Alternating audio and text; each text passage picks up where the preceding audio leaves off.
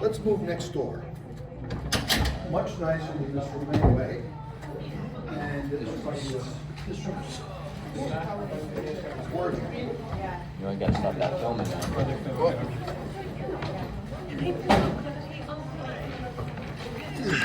I needed a reason to bail on this sad room holding one door.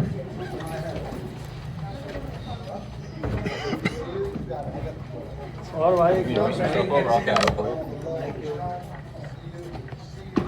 You could definitely take that. You throw this out first. Is there garbage? Take your time, there's plenty of seats. Well, we'll meet you. Okay, thank you very much.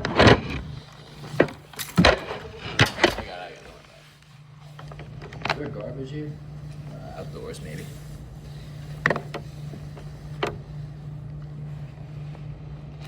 I'm gonna throw this out. I'll be right back. Yep.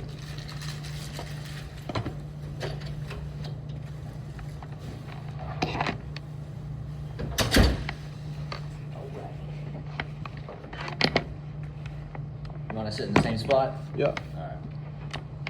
Nobody better be taking my spot here. I gotta put this in. Oh, sorry. Let me throw these in here. Might be a small class tonight by the looks of it. Well, like I said, people may. Well, yeah. Because I'm leaving tomorrow, so I would have missed this course if it was on a Thursday or a Friday. Yeah, we got an online course tomorrow. The other course. Well, how many courses are you taking this summer? I did 2. This is the online one. What's the online one? The legal issues in finance. Well, that doesn't sound so fun. No, it's short, like an hour a day. Oh, okay. Who teaches? Is it Prelli? No, it's a lawyer. Okay. You got everything, right? Yeah. Lawyers are always fun to talk to. Which one do you go to? Left or right? Oh, left. I think it's the This one. is the one we were in last semester. Oh, really? Yeah. What class did you have left? The financial modeling too. The one I kept the sending you Oh, stuff. I'm fine. Yeah, of course.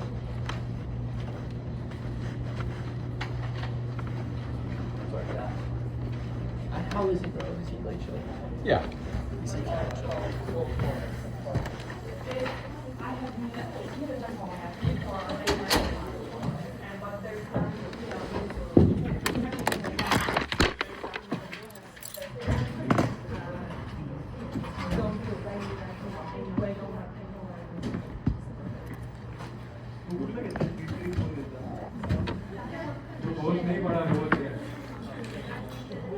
Your submission thing works, so that's all set. Your submission for the homework works. So the other one didn't have that. No. That's weird. I don't think I did anything different, but I must have. Differently, I should say.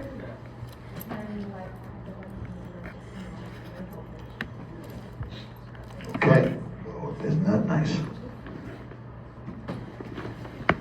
I don't know about you, but this room is so much nicer. Am I wrong? Maybe the paint is brighter, having the extra door is good. Wait till you see that TV go on. It's really cool. This is the class we had last semester. We had a class semester's class in this room. I really like that 108, but I think they keep that for when they have like events and stuff. They need it.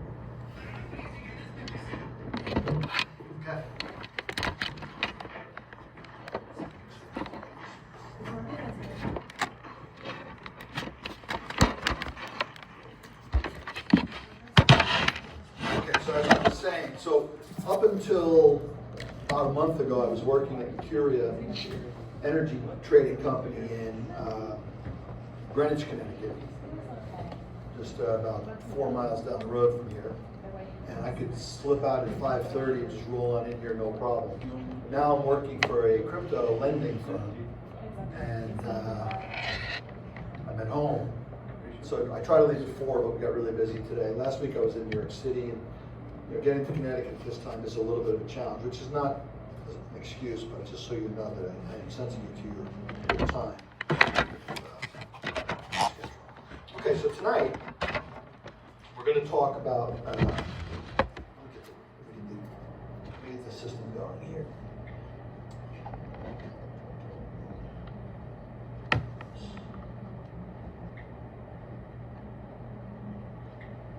Even the Kaltura setup here is nicer.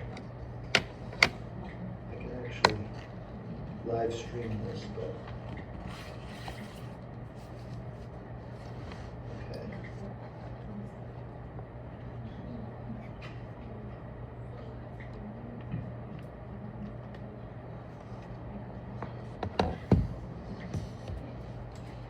Okay, let's see. Should come along now.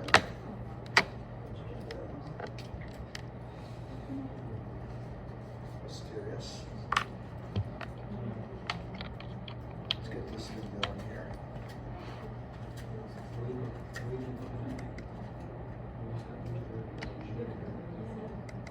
Too little?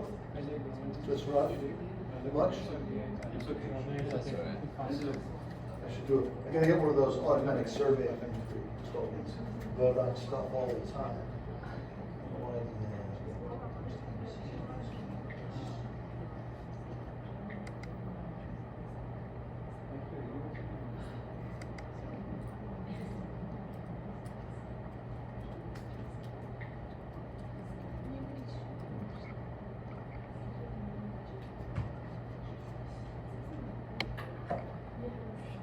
Oh, I know.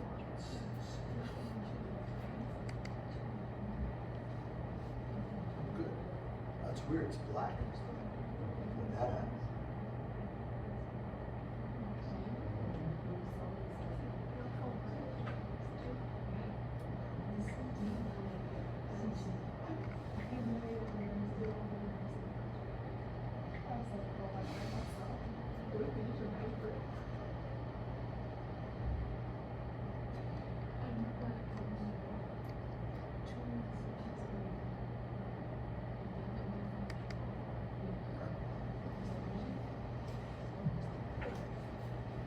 Oh, that's this thing. Okay, I see.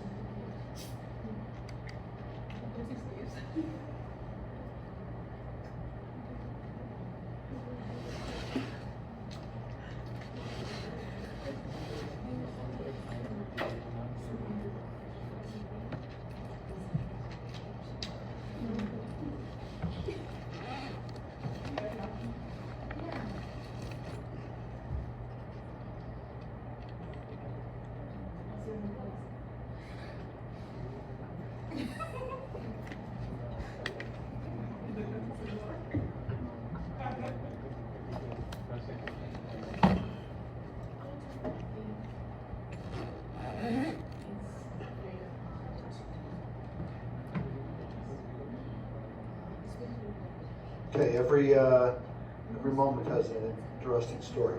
So today, okay, that's good. We're going to talk about the reverse knockout. We'll talk about knockouts in general, but this is kind of the interesting one. And we're going to talk about the double no touch. This will kind of end the main portion of our discussion of truly interesting and exotic options that are extremely popular in FX trading world, FX trading by hedge funds. And if you know anything about hedge funds, you know that what makes things popular in hedge funds is the ability to have leverage, right? You know, what makes a hedge fund get these spectacular returns is they're able to take some money, borrow a lot of money, and then turn a small advantage into a big return, hopefully without taking too much risk. And successful ones obviously do that. And as you may be aware, you know what survivorship bias is? Survivorship bias is the fact that when you're looking at historical data and trying to see, you know, what's the best place to put your money to get a good return, by the time you get to 2025, the only thing you have to choose from are the things that have survived this far. So all the other things that lost, that might have been in your path. So you might say, wow, hedge fund investing is great because Renaissance Technologies and Citadel have made so much money, or Jane Street, or any of the more famous hedge funds. But you would then be missing all of the hedge funds that haven't really done so great and have gone out of business, coming on over the years. Some of which exploded spectacularly, like MRF Capital and whatever the name of that guy who bet against GameStop, penalized by the masses for his foolishness. He did make a lot of money over many years. He worked for someone. Is that? Yeah, that's the game. I think the guy was Gabe Plotkin. That was his name, right. So he had made a lot of money for, I think, maybe 0.72 SAC Capital when Steve Cohen was running public money as opposed to owning his own. But, and he split out to start his own business with, as usual, money from his former boss. Got a lot of other money. I think he made a lot of money over the years, but then he got caught short of GameStop, irredeemably so, lost about $6 billion. Said, I'm going to keep going, but of course he keep going quick, right? Because he had made a lot of money, so that was good. And he lost $6 billion. Well, that was bad, but it wasn't all his. He didn't lose all his money. That's good. And once you have a $6 billion hole to dig out of, what's the point of continuing, right? Because hedge funds have this thing called the high water mark, which is you keep earning fees as long as you keep going up. But if you're up like 2020 to 2024, you collect all this money. But then if you're down in 2025, let's say you lose 10%, you're now in the hole. You have a high water mark. You got to climb back up to 0 before you can start collecting the 2 and 20. You get to collect the 2%, but you don't get to collect the 20% until you've got new profits on top of the one you lost.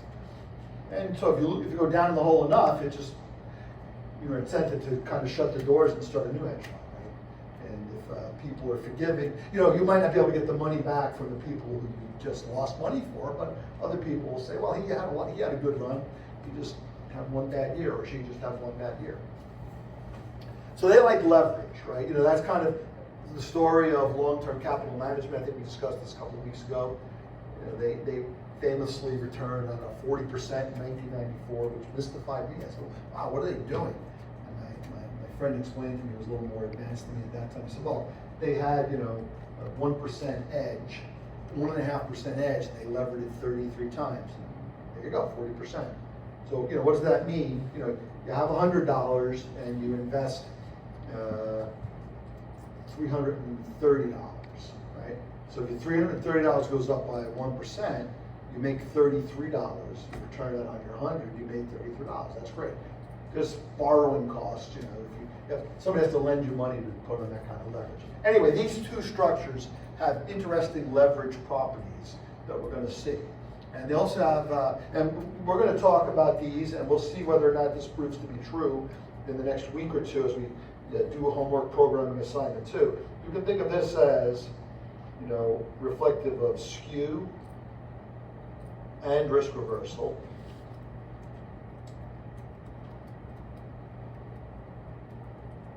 And you can think of this as reflective of kurtosis and the butterfly. And we'll see why that is as we talk about their payoff structures. And we'll learn something about how these qualities that are embedded in these structures translate into vanilla options that can hedge the risks associated with them. And consequently, once you have a skew market, right? A skewed volatility market just means that calls are more expensive than puts, relatively speaking, or vice versa. Or a butterfly market, which just says that the wings are more valuable than the at-the-monies, where valuable, as you know, we're talking is always in implied volatility terms. But again, keep in mind, implied volatility, which is, someone will pay 20% for an at-the-money S&P option, they'll pay 25% or 30% downside protection. And that exists because there is real skew in the market. Downside options in the equity markets are more valuable because the normal model says you'll only go down, once every 10 years, and the real market has a really big loss, once every year probably, or every 5 years, right? The S&P pulled back, just using that as our standard for market, pulled back a huge amount in April, right, when the tariffs were announced. It was down 22% in 2022 or 20%. Prior to that, I don't think there was any down years during the Trump administration. Maybe it was one, maybe 2018. Unlikely. The tax cuts always lead to good years for the equity markets. There was obviously massive down year in 2008, 2009 around the global financial crisis. 1999 was a banner year for internet stocks. Coming on board in 2000 was horrible. NASDAQ hit a level that hit 5,000 in the spring of 2000 when George Soros and Julian Robertson were abandoning their short positions against the madness of the crowds. And then NASDAQ never did see 5,000 again until like 2016 or something, 2018. It took a long time. NASDAQ even today is only at like 6,000. So in 2000 it was at 5,000. And here we are 25 years later, it's gone up 1,000. So if you put money in at the top in 2000, you've earned 1,000 or 20% in 25 years. Now, of course, the advice to any normal investor like me and you in our 401k is you buy continuously. So when the market goes down, you buy more. Right? If every week I'm putting every month let's say I'm putting $1,000 into the stock market, when the market collapses, I get to buy the market cheap. The market goes up, I get to buy high. So I get to buy along the average along the way. So whatever money I lost on my 2000 investments, I got back in, the years after. Well, the years after that were pretty good. The stock market did reasonably well up until the global financial crisis. So even though I speak about the implied volatility market as being represented by, downside options or upside options, the concept of skew, or wings, the concept of kurtosis, the implied volatility market, it follows the real market. The historical market, reveals that, out of the money options are more valuable than the at the money vol would suggest. And in some contexts, it's good to be along the upside. In other contexts, it's good to be along the downside, right? And that's what the skew says. The skew we talked about last week, just to remind you, the risk reversal, a good definition of risk reversal is, the risk reversal, 25 delta is equal to the call 25 delta minus the put 25 delta. So in the case of a reasonably robust FX market like example, let's say, dollar Brazil, which is an interesting currency market, the skew almost always favors dollar calls, which the price is Brazil real for dollars. That's okay. So it might be equal to, call protection might be 25%, and put protection might be probably still a high number relative to that, maybe 22%. So in this context, the risk reversal would be 3%, okay? 3 vols, we would say. Where's the risky? 3 vols. And this is, don't forget, there's a term structure. There's a risky for, they call it the risky in FX. There's a risky for the 1 month, the 6 month, the 1 year. Every node has its own thing. And for reasons which maybe we'll get into a little bit later, it should flatten out as we go to infinity because of essentially the central limit theorem. And if the market perceives that there's a greater risk of bad things happening to the Brazilian economy, or even bad things globally, right? Because typically bad things globally means flight to quality, U.S. dollar, right? So people get worried that they're going to have their investments stuck in Brazil. They want to protect against their money. This number will go up from 25 to, let's say, 28. So the risky will go up to 3 vols, right? But if the world's perceived to be in a good state where there's like boom times ahead, maybe the BRICS economies are going to have a great year, 2026 or something like that, the thing will come down.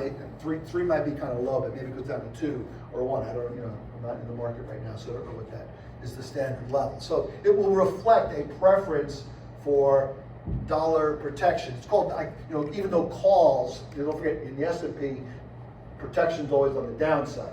But for the dollar investor, they've got Brazilian reais, they need to buy dollars, so they need calls. So the market is upside down relative to your standard thinking. This is also visible by the fact that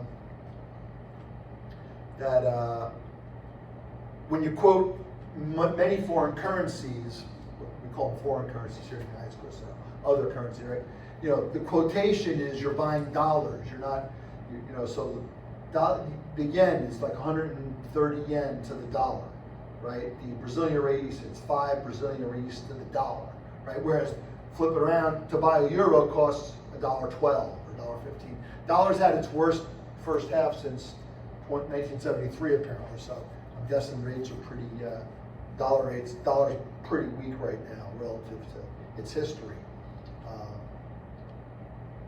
But you can see what we've introduced now, besides having the implied volatility market to speculate, which is just a prediction on the relative craziness of the world or of the equity market or the interest rate market, wherever you're speculating with options, right? Or buying protection as it were. Now you have the skew. You can speculate on the third move, right? You can buy the risk reversal when you think the dollar is going to be the champion for a while and there's going to be demand for dollars. You can sell it when you think it's going to be coming off. And again, it's a relative bet. If I buy the risky at 3 and I sell it at 6, i.e. I unwind the position, I make 3 risky vols, whatever the amount of vega is in there, right? That's what you do. To get P&L on a vol trade, you need to know the vega of the option, which is the sensitivity. So if I did this on $1 million worth of vega, so let's say I bought $1 million of upside volatility, of vega, I'm buying vol, I'm buying vega. So that might be, I don't know what the number would be, but it's probably like,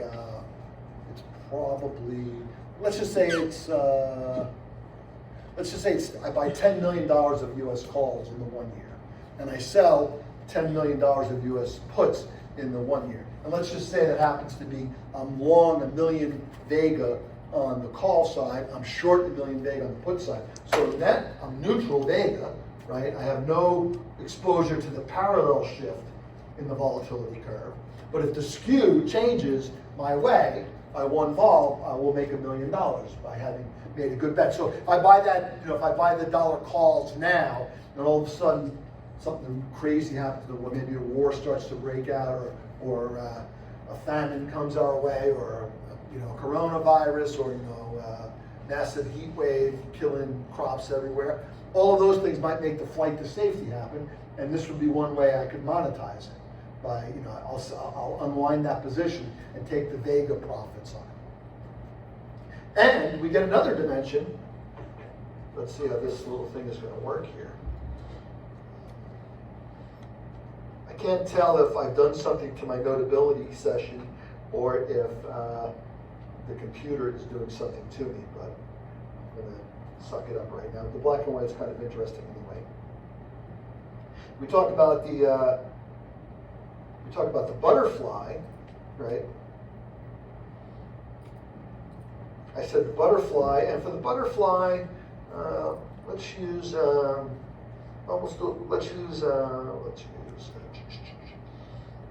it's got a lot of kurtosis.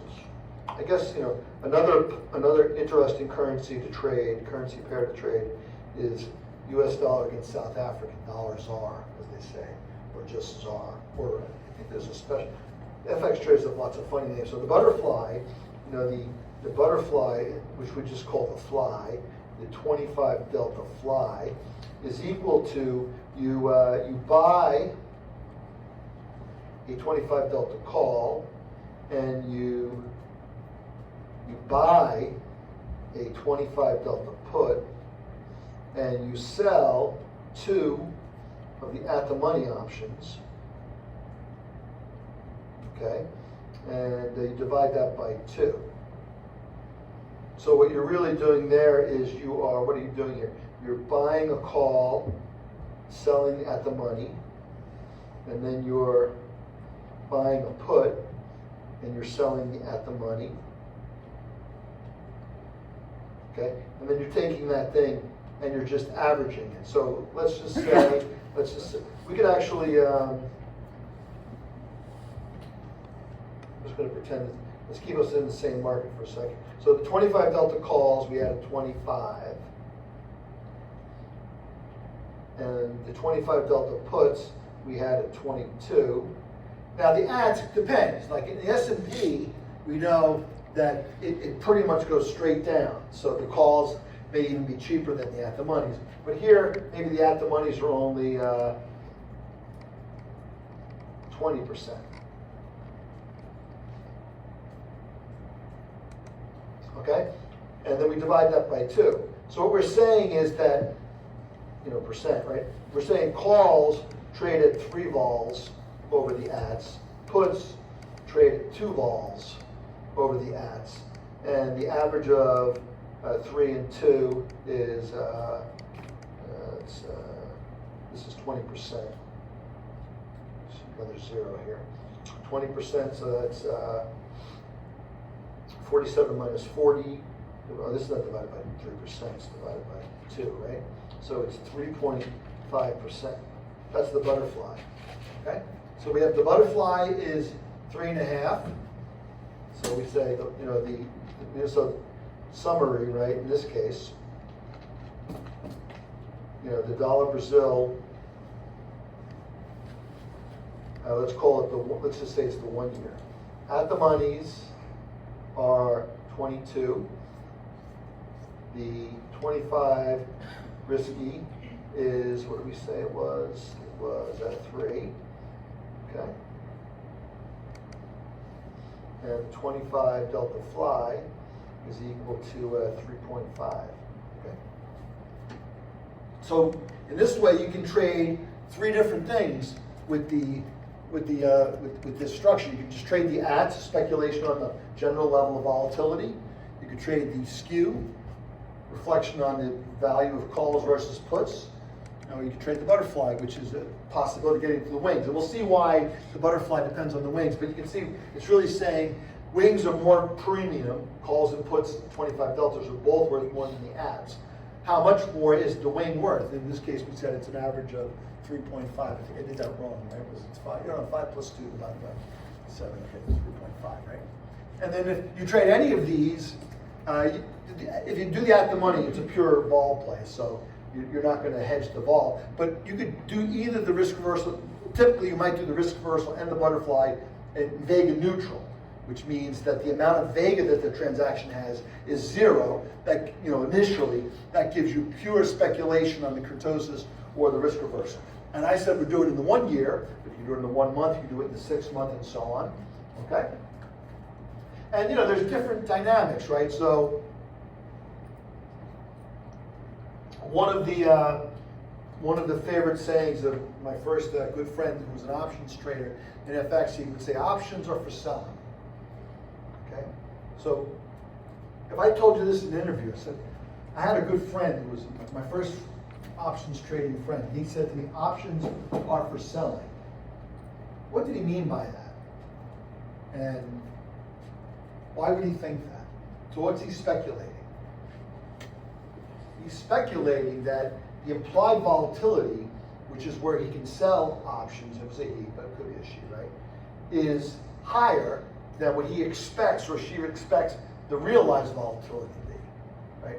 Ultimately, the Black-Scholes model says that, look, if the Black-Scholes model was followed perfectly, i.e. the geometric Brownian motion was exactly the truth about the world, and you sold an option for 22% volatility, at the end of a year, continuously trading every moment in time, Not just every hour, not just every minute, not just every second, every moment. As the spot was moving around, you bought more delta or sold more delta according to whether you were long or short, whether it was a call or a put, whether the market went up or down, right? At the end of that period, if the world was really 22 vol, you'd have exactly zero money in the bank.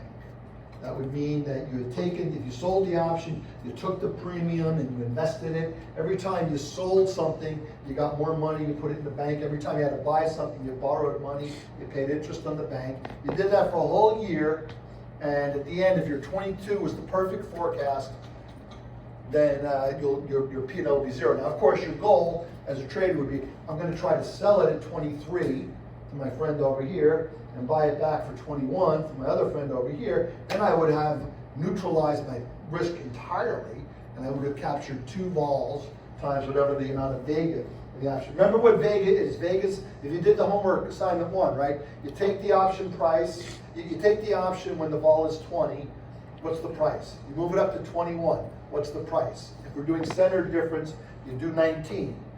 What's the price again? You take those numbers, 21 minus 19, the values divide by 2. That's your vega per 1 unit of the underlying. If you do $10 million worth of the option, then you multiply that thing by 10 million, because we'll see in homework assignment 2, or you may have already seen if you've opened up that code. Homework assignment 2 you'll probably find it will take longer to complete than homework assignment 1. Maybe not. We'll talk about it. We're going to talk about it after we get through this section. Okay, so now the reality is, of course, the world doesn't behave like a geometric Brownian motion. That's kind of what the skew and the kurtosis tell us. The tails are fatter, and the probability of a big move is different. Also, you cannot trade continuously. Even in the FX markets, which do kind of trade around the clock, you can't trade continuously. Also, you can't trade every second of the day. You know, the euro moves by 1/10 of a penny. You can't, I'm going to rebalance my euro. Why? Because there are transaction costs, right? If you want to trade spot, you have to cross the spread. If you want to force yourself to buy spot, you got to pay the offer. And if you want to force yourself to sell spot, you got to sell it at the bid. And that little bit of friction would introduce a headache for you. So, but where the Black-Scholes market does shine is when you have a book with 1 million options in it, or 1,000 options, depending on how big a company you are. Obviously, J.P. Morgan's, you can imagine Goldman's options book, FX options must be hundreds of thousands of options, I would think. I never even counted the options when I was at AIG, but I know we had many options. We had thousands of options probably on a regular basis. In one trader's book, like our yen book might have 5,000 options at any given time. And we were much smaller than a Goldman or a J.P. Morgan or Citibank. The biggest players in the FX market tend to be the large banks because they have all of this currency flow that comes from credit card business. Anybody sells, anybody goes overseas, there's a credit card transaction fee there, right? They have to convert the currency. They got a lot of flow like that. Plus they have customers all over the world who give them currencies. And then they have corporate customers all over the world who need to buy and sell options. But in a very large book, the Black-Scholes model works pretty well. If you balance your Greeks, you have a pretty good chance of having zero P&L at the end of the day, plus whatever you're able to charge your customers for the purposes of providing them with a service. And in business, you're always in business where you have costs, right? You can sell the thing at cost, then you all break even, but your time is valuable. They have to pay for the building, you're sitting at a computer, they have to pay for your electronic services, et cetera, your fancy dinners. Don't forget about the customer's yachts, as they say. The old story, right? Banker's yachts, right? You need profits, okay? But it's a good model, right? Okay, so we have these 3 things. Now, why is this related to the reverse knockout and the double no touch? I'm going to show you. So knockouts, as we talked about last week, have this property. We're going to talk about, this is going to be our prototypical example. I'm going to use a structure, an interesting structure, which I saw traded once a couple of years ago. This was a dollar-yen call option on the dollar. Okay, so this is a 1 month dollar yen call. Strike equals 120. Reverse knockout at 124. Okay, and then notional amount, let's say the amount was 10 million. Okay, now the designation in reverse knockout is, in this case, it's up and out. And we'll see why it's called reverse in a second. But so clearly, well, maybe not immediately clearly, but spot has to be somewhere down here. So let's put, this is our 124. This is our 120. 1 second. This is our barrier. These are called barrier options often. Knockouts are an example of barrier option. Okay. And when the person who was a prop trader for our firm put this trade on, maybe spot was sitting, this is our strike. Maybe spot was sitting at 121 point, let's say 0. Okay? So he buys this option with 1 month to go, right? And what does the structure say? The structure says that, well, right now, if it were to expire today, he'd have 1 yen of money for each of the 10 million notional. Okay? Amount is usually called notional in these contexts. Okay?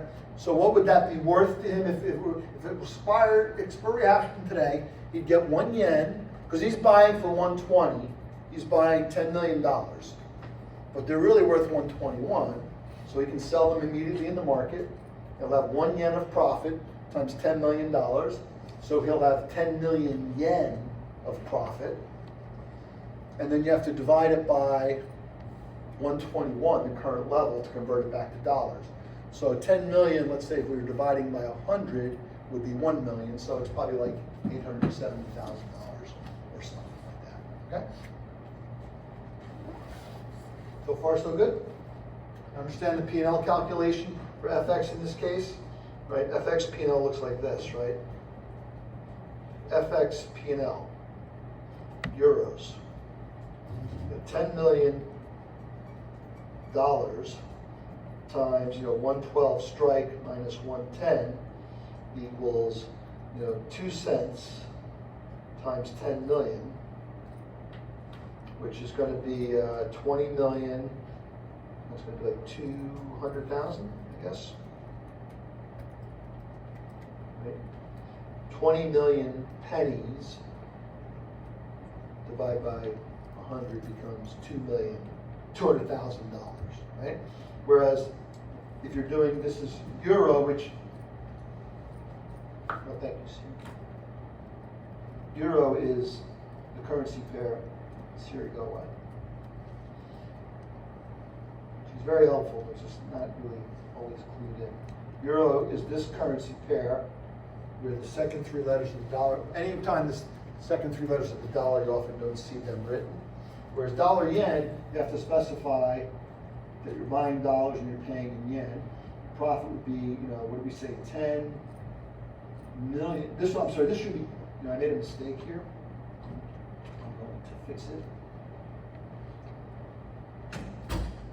It's usually the case that the notional is going to be quoted in the currency that's being priced. So this would be 10 million euros of notional, right? Because euros, this is the price of a euro in dollars, which we would say is, which is the dollars per euro price. And this is dollars per euro. So you take dollars per euro and subtract. You still have dollars per euro. You multiply it by euros. The euros get canceled out. Your P&L is in dollar. In other words, when the dollar is the monetary asset, or the counter asset, there's different names for it. It's just like trading a stock. You just difference in price times the thing. That's how much money you get. But when the dollar is the payment asset for US banks, of course, you'd say, well, it's $10 million of notional times, let's say, 121 minus 120, right? That's equal to, 10 million yen in profit, right? But to convert it back into dollars, you gotta divide it by the current level of spot, which is given in yen per dollars. And if you've done any arithmetic in the past, you know that the yens will cancel out, the dollars will flip back up to the top. And you'll get something that's pretty close to 10 over 12, which is 5 over 6. So it's gonna be approximately, $833,000, I believe. I must have a mistake. It seems so weird that one would be worth so much more than the other. Almost enough to make me pull out my calculator. Never do this, always use Excel, but I don't have an Excel handy right now. So I'm just going to go for 1, 0, 1, 2, 3, 1, 2, 3, divided by 121. Yeah, it's 83,000, which makes more sense. 83.3. Okay. Always good to check your mental math, right? It's good to have some mental math. It's not as good as having a computer or Excel, but you always want to do the kind of gut checks that just give you, am I doing this right? Because the other person you go to, they'll immediately, when you're bound up in the nuts and bolts of a calculation, and then you estimate the last part, your brain maybe isn't as clear. Look, that can't be right. Or especially if they've seen one recently and they know that that's only $80,000, it's not $833,000. What's the matter with you? Why are we paying you? Kind of, attitude you get in Wall Street, right? Okay? Wall Street being the generic, you're working in financial services. Okay, that's FXP. So this structure, right? So what's the maximum payout that this could have? And maybe we'll change the notional to be 100 million for this thing here. It will make it more exciting. And it may have been more accurate. So what's the maximum pay? So the deal is, right, looking at the, this from the point of view of the market, right? This trader,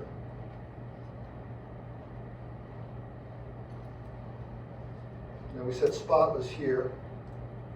For the next month, spot's going to do this. If ever it hits this spot right here, that's it. The structure has knocked out. It went up and out. It's gone. Okay? But he's hoping that what it will do instead is it'll go like right here. And then, because that's the most he can make, right? So the most he can make is 4 yen. And that's a soup, not a max, because he can't make 4. Because if you hit 124, it's over. Okay? So his maximum profit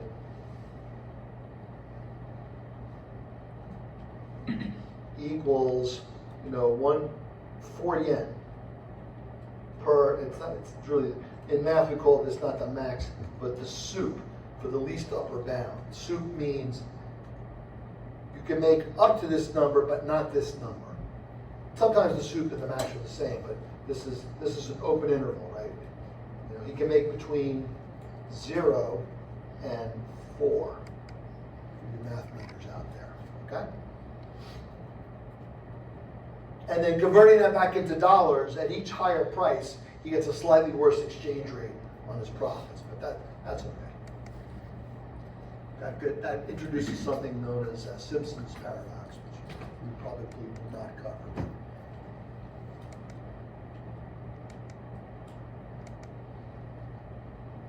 So that's his maximum profit.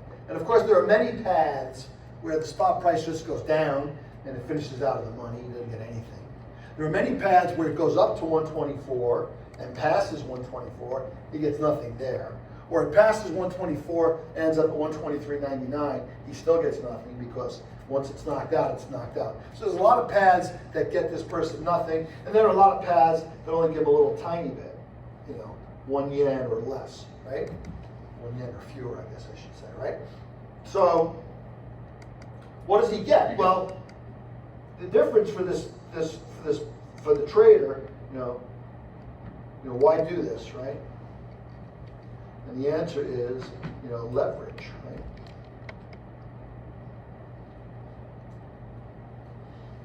I don't have a pricing tool right now. Maybe I'll bring one next week. Here's 120. A 120, a 1 month, 120 dollar call might cost,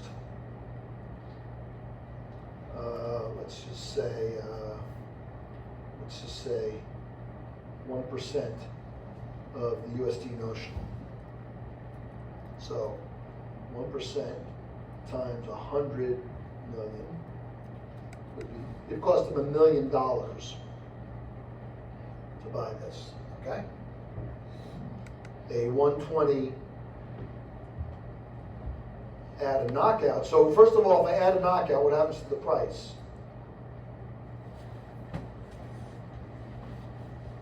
Does it go up, down, or you don't know, or you can't tell? Goes down. Why is that? Because you're losing part of the potential of a regular call. Two different reasons. That's the first one, which is that you're giving up numbers beyond 124. And the other is, even all the pads that would pay you, like if it was finished at 123, If it goes above the barrier, then you're done. if it happened to cross the barrier before it got there, you also give up those pads. So you don't even get to collect the money up to 124. You only get to collect it conditional on it never hit 124 during the life. So those two reasons. So the price here might be 0.3%, 30 basis points times 100 million. So that would only cost him 300,000. Okay? And the max payout, again, in this case, the max payout, really the soup, I'm going to stop making that distinction. Max payout is if it gets to 124 minus 120, divide by the final strike, times $100 million, whatever that number is. That's going to be 4 over 124 times 100, which is, what's 4 over 124? That's got to be 1 over 29, whatever that is, times 100. So 100 divided by 29, anybody?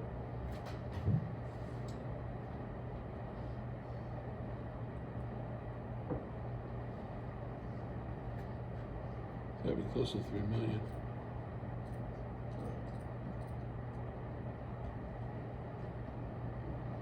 Hold on a second.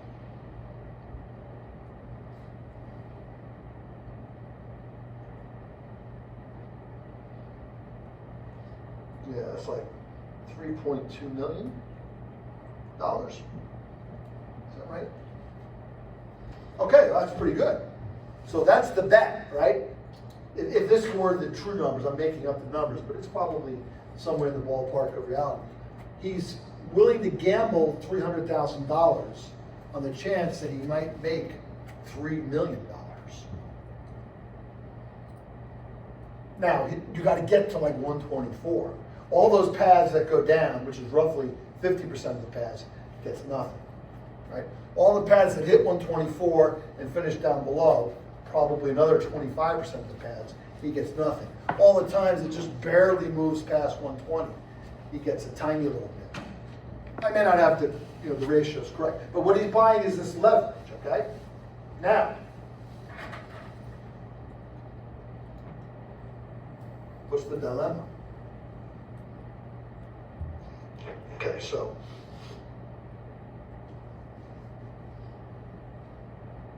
to answer this question, we'll come back to that.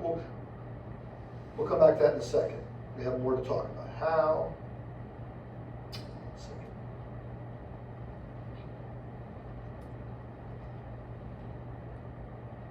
Why is a reverse knockout like a risk reversal? Okay. Well, let's just talk about a knockout being like a risk reversal first of all. guess we want the reverse. Let's keep it as reverse.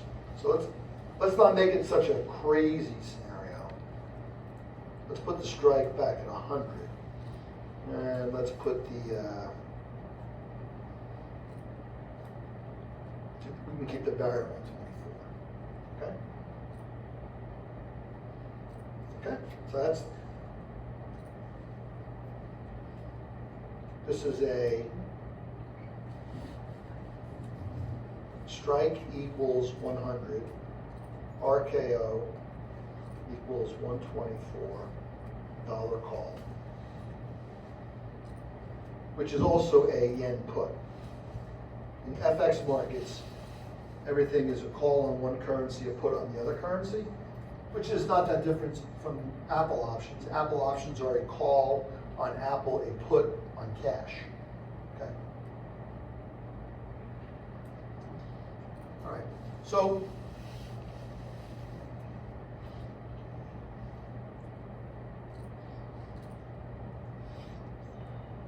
if S is less than 100,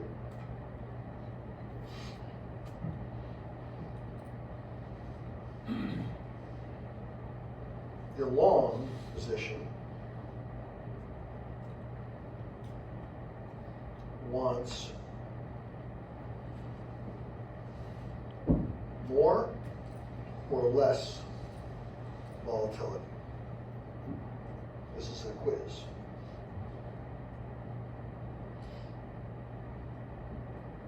So first of all, before we talk about this for the knockout, let's just ask it for vanilla. If you just bought a vanilla option, do you want more volatility or less volatility in the market? If you bought a call option or a put, but let's just take a call. This is kind of this is what I want you to what I want you to take away from this class. You should be able to answer this type of question pretty much automatically. If you buy an option, do you want the market to be volatile or not volatile? You want it to be volatile. Why? Express it using a Greek word. Greek, it's not really a Greek word, but traders pretend it's a Greek word. You have positive what? What Greek is positive for all owners of options? It's not delta, right? Calls are positive, puts are negative. Vega. You have Vega. You look at that formula for Vega, there's nothing in there that can make it negative. It's all positive numbers. So you have positive Vega. What does positive Vega mean? This is the question. What does it mean to have positive Vega? How would you answer that? If this was it. Answer this question. I'm going to slide the golden ticket across the table for you to sign right now. Positive Vega means that the thing I own is more valuable when volatility is high and less valuable when volatility is low. Both on a mark-to-market basis, you put a different value of sigma higher, implied sigma, into your option, you'll have P&L that day, which is P, going up. If you put a lower number in, you lose money. That's long Vega. Just like spot means you're long. If I'm long Apple, I want the stock market to rally. If I'm short Apple, I want the stock market to go down, right?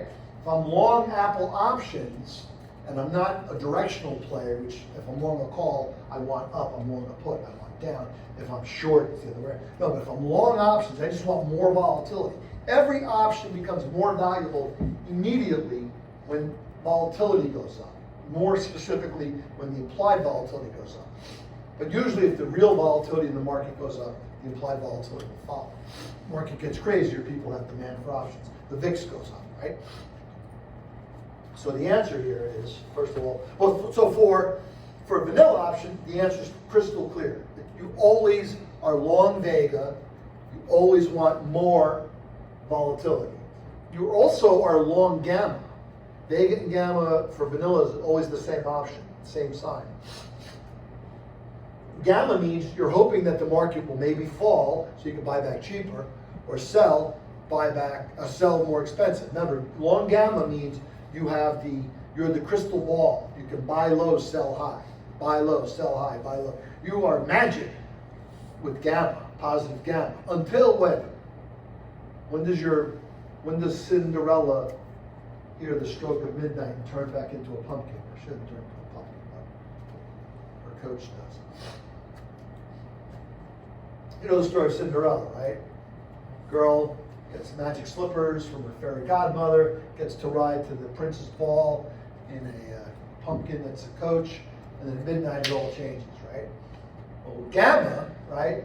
All day long, I'm buying a low, I'm selling a high. I'm like, man, that guy must, how does that guy do it? He's always buying it when it's down and selling when it's up. I wish I had his luck. Until, what is the evil twin sister or brother? We're not going to misogynist here. What is the evil twin brother of positive gamma?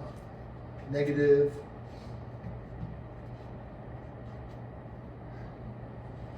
If you're long gamma, you're short what?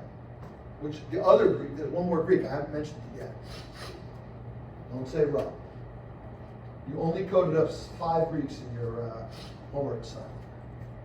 Which one refers to, in fact, I think it even has, well, it doesn't have a negative sign on it. The closed form it does. Theta, right? Time decay, right? At 5 o'clock every day in FX, 4:30, 4 o'clock in the US stock market, different times in different markets. The magic goes away because now I'm 1 day closer to expiration. And remember, the value of the option is basically sigma times the square root of t, not counting the intrinsic value from being in the money, right? You own that sigma root t. That's the long tail that you're hoping to get into, right? So sigma goes up, you're long vega, you're also long gamma. Sigma goes up is good, but t goes down, that is time to expiry. It's really capital T minus little t, because capital T is kind of fixed. But you can think of each day as being day 0, so capital T is a smaller number tomorrow than today. You pay money. So for vanilla option, there's no question. You're long gamma, you're long vega, this is great, but you're short theta. And when does a long gamma person really feel the pain? What's a bad day for? I'll tell you what. I'll give you a hint. Tomorrow at 5 o'clock, all the long gamma wizards are going to be very unhappy. Why is that? Feel like a 3-day break. Because tomorrow is the day before a 3-day weekend. And what happens on the weekend? Does the market move on the weekend? The market does not move on the weekend. Everybody's at the beach. Nobody is trading their stupid phone. Give me more volatility. Everybody's, U.S. stock market, they have to close the market. Everybody, just go away. Stop trading. Just like they do every Friday at 5 o'clock, right? But on Thursday this week, they're going to say, go away. That means if you're long, all week long, you've been like, I'm the champion, I'm buying the lows, I'm selling the highs. Thursday, after lunch, you start thinking, what's it going to be like when I come in on Monday? And you look at that option, which had 7 days left, and on Monday, it's only got 3 days left. What do you think happens to the premium value of that option? The time is very important. Half of your time value will disappear over this weekend. And if you have an at-the-money option, that's all you got is time value, right? So maybe you were clocking gamma profits all along as it moved back and forth across your strike, because you all know that gamma is maximum at the money, right? But all of a sudden, woof, the reality of I was the hero, and now all weekend you're like looking at your phone, the euro, it's still $1.20. You come back on Saturday, it's still $1.20, and time is just ticking away. Your life is passing before your eyes. Monday, your boss is going to call you into the office and chew you out and say, why'd you lose all that money? The same person who on Thursday was patting you on the back, man, you had a great week.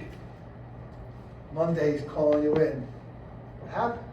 Did you drink too much? Why did you lose all this money today? Because you were so, right? So the vanilla option is good, but what about this guy? This is a different case.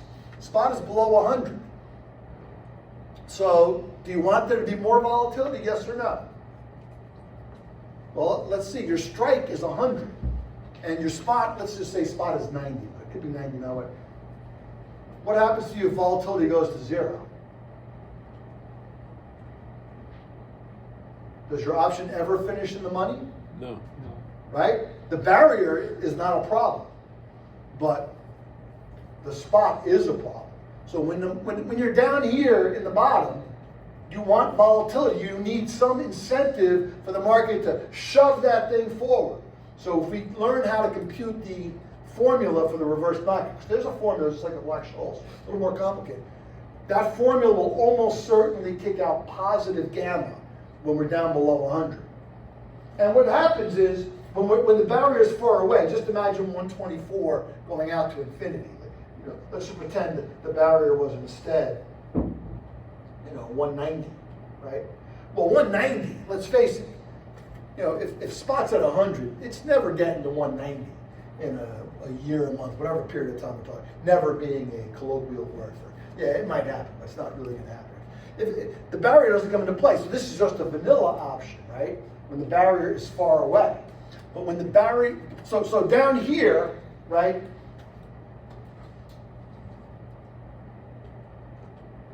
RKO gamma is positive down here.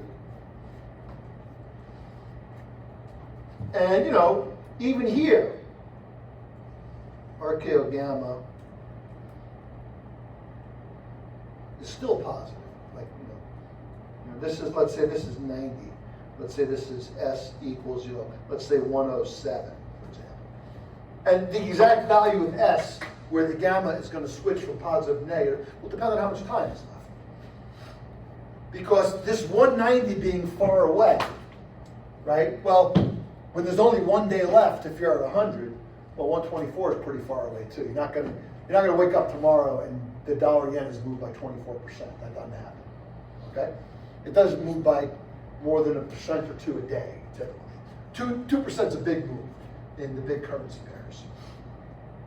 It's a huge move, like on dollar China, where dollar Hong Kong doesn't move at all, right? Volatility is 0. Because the Hong Kong dollar is pegged to the US dollar at 7.875, I think. I don't know what the number is right now. But at some point, when you get close, let's just say, now let's say spot's at 122. So let's think about this from the point of view of the trader, right? So what can happen in this world to you? Well, two things can happen. One of which is the spot could go up another 2, and you'd get 2 more yen. That would be nice. More yen is better than fewer yen, right? On the other hand, you've already got 22, right? You're deep in the money, right? Maybe it goes to 120, It's not a big deal for you to lose 2. It would be nice to gain 1.9, but if you gain 2, you got a problem, because all this money, 24 yen, disappears the moment that somebody manages to push a trade through at 124. I don't know if you ever watch the stock market. Sometimes you want to buy a stock, and you think, I want to buy this stock for $78, right? And it comes down, it's like 78.10, 78.05. You got your bid in there, and you're thinking, I should buy it now, so I don't miss it before it takes off again. And then you buy it, and then it drops like $3. You're like, I should have waited, right? Or you don't buy it, and then it goes up. I should have bought it, right? Because you don't have the crystal ball, right? And it's okay to watch. You can tell I have too much free time. I'm thinking about the stock market so much, right? So over here, do you want more volatility or do you not want more volatility? You don't want volatility. You don't want volatility, because more volatility, first of all, it could go down, which is bad for you because you'd lose some of your profits. Or even worse, it could go up and you're not getting any more profits because you're already capped.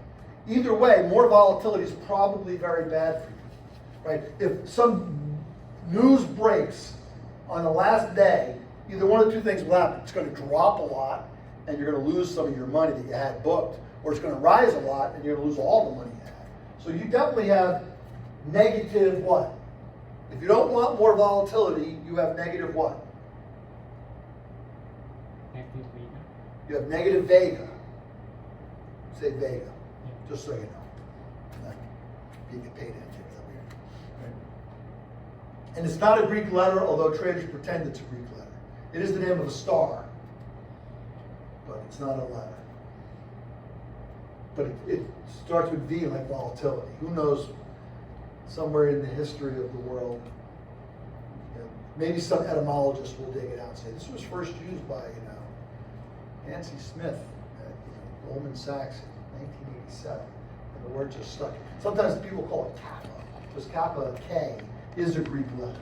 Some people call it lambda, because lambda is another Greek letter. But vega is the one that everybody calls it pretty much. So you have negative vega for sure. And if you have negative vega, you almost certainly have negative gamma. They're probably, when you get to exotic options, it's not as clear cut as it is for vanillas. I think you can have negative vega and positive gamma. I'm not 100% sure that I come up with a formula, but I suspect there are at least some edge case scenarios where it's like that. But almost certainly you have negative gamma. We'll actually see in a moment how I know you have negative gamma here too. So here we're going to have gamma is less than 0. So what does it mean that your gamma is less than 0? This goes down to the roots of what does gamma mean? What does gamma mean? So there's a couple of things you want to answer to that, right? The first thing you want to know is, you could say it's the second derivative of the option price with respect to spot. That's okay, because by saying second derivative, you're immediately indicating what concept. First derivative is slope, right? Slope of a line is the first derivative. Slope of a curve is the first derivative. That's what the first derivative is. What's the second derivative? Convexity. Convexity, or curvature. So calling it the second derivative is good. It says, I know that this is a second derivative. This is convexity, right? This is gamma. The same thing applies in bond markets, right? Delta, the interest rate futures are linear. They hedge a bond for a certain distance. But bonds have convexity in terms of yield. And consequently, you need a different kind of, you need another bond essentially to neutralize the second order effects. Second order effects, by definition, are smaller than first order effects. Much smaller, typically. Like a first order effect, 0.01, is a move of size 1%. The second order of that is 0.01 squared, is only 0.01 times 0.01, 1 basis point. It's much smaller. But if the position's big enough, you can hedge your delta and then all of a sudden find that your gamma costs you money because it's not hedged. Or maybe makes you money if it's not hedged. Okay? But the other thing you want to remember about gamma, it's true that gamma is the second derivative of respective price, but it's the first derivative of what? Gamma is the, so gamma, right? This is kind of a very important thing you should understand. Gamma, right? Which is equal to the second derivative of the asset price with respect to the spot price, okay? It's also important that you remember it's the first derivative of the first derivative. So the second derivative of the original function is the first derivative of the first derivative. What's the first derivative called? What's the derivative with respect to spot? You need to know this. Somebody should say it. Thank you. You should get used to speaking, just calling out answers here. Because, in an interview, you got to talk, right? I don't want to hang our class up on a question that's too hard and just wait for you. I'm not trying to puzzle you. But if you know the answer, just shoot it right out there. So it's important to remember, the gamma is two different things. First of all, it's convexity. It's the second order effect. But what does convexity mean in the first place? Convexity is the fact that the linear, the delta, is non-constant. It's the derivative of that linear piece with respect to spot. So gamma means that your delta is changing. Think about what that means. What's the whole purpose of delta in the first place? The purpose of delta is to hedge your exposure. Let's just put down the delta just to kind of emphasize. Right? Delta is the sensitivity of the asset to the changing spot price. So when you hedge your delta, you're saying temporarily, if spot moves, I don't care.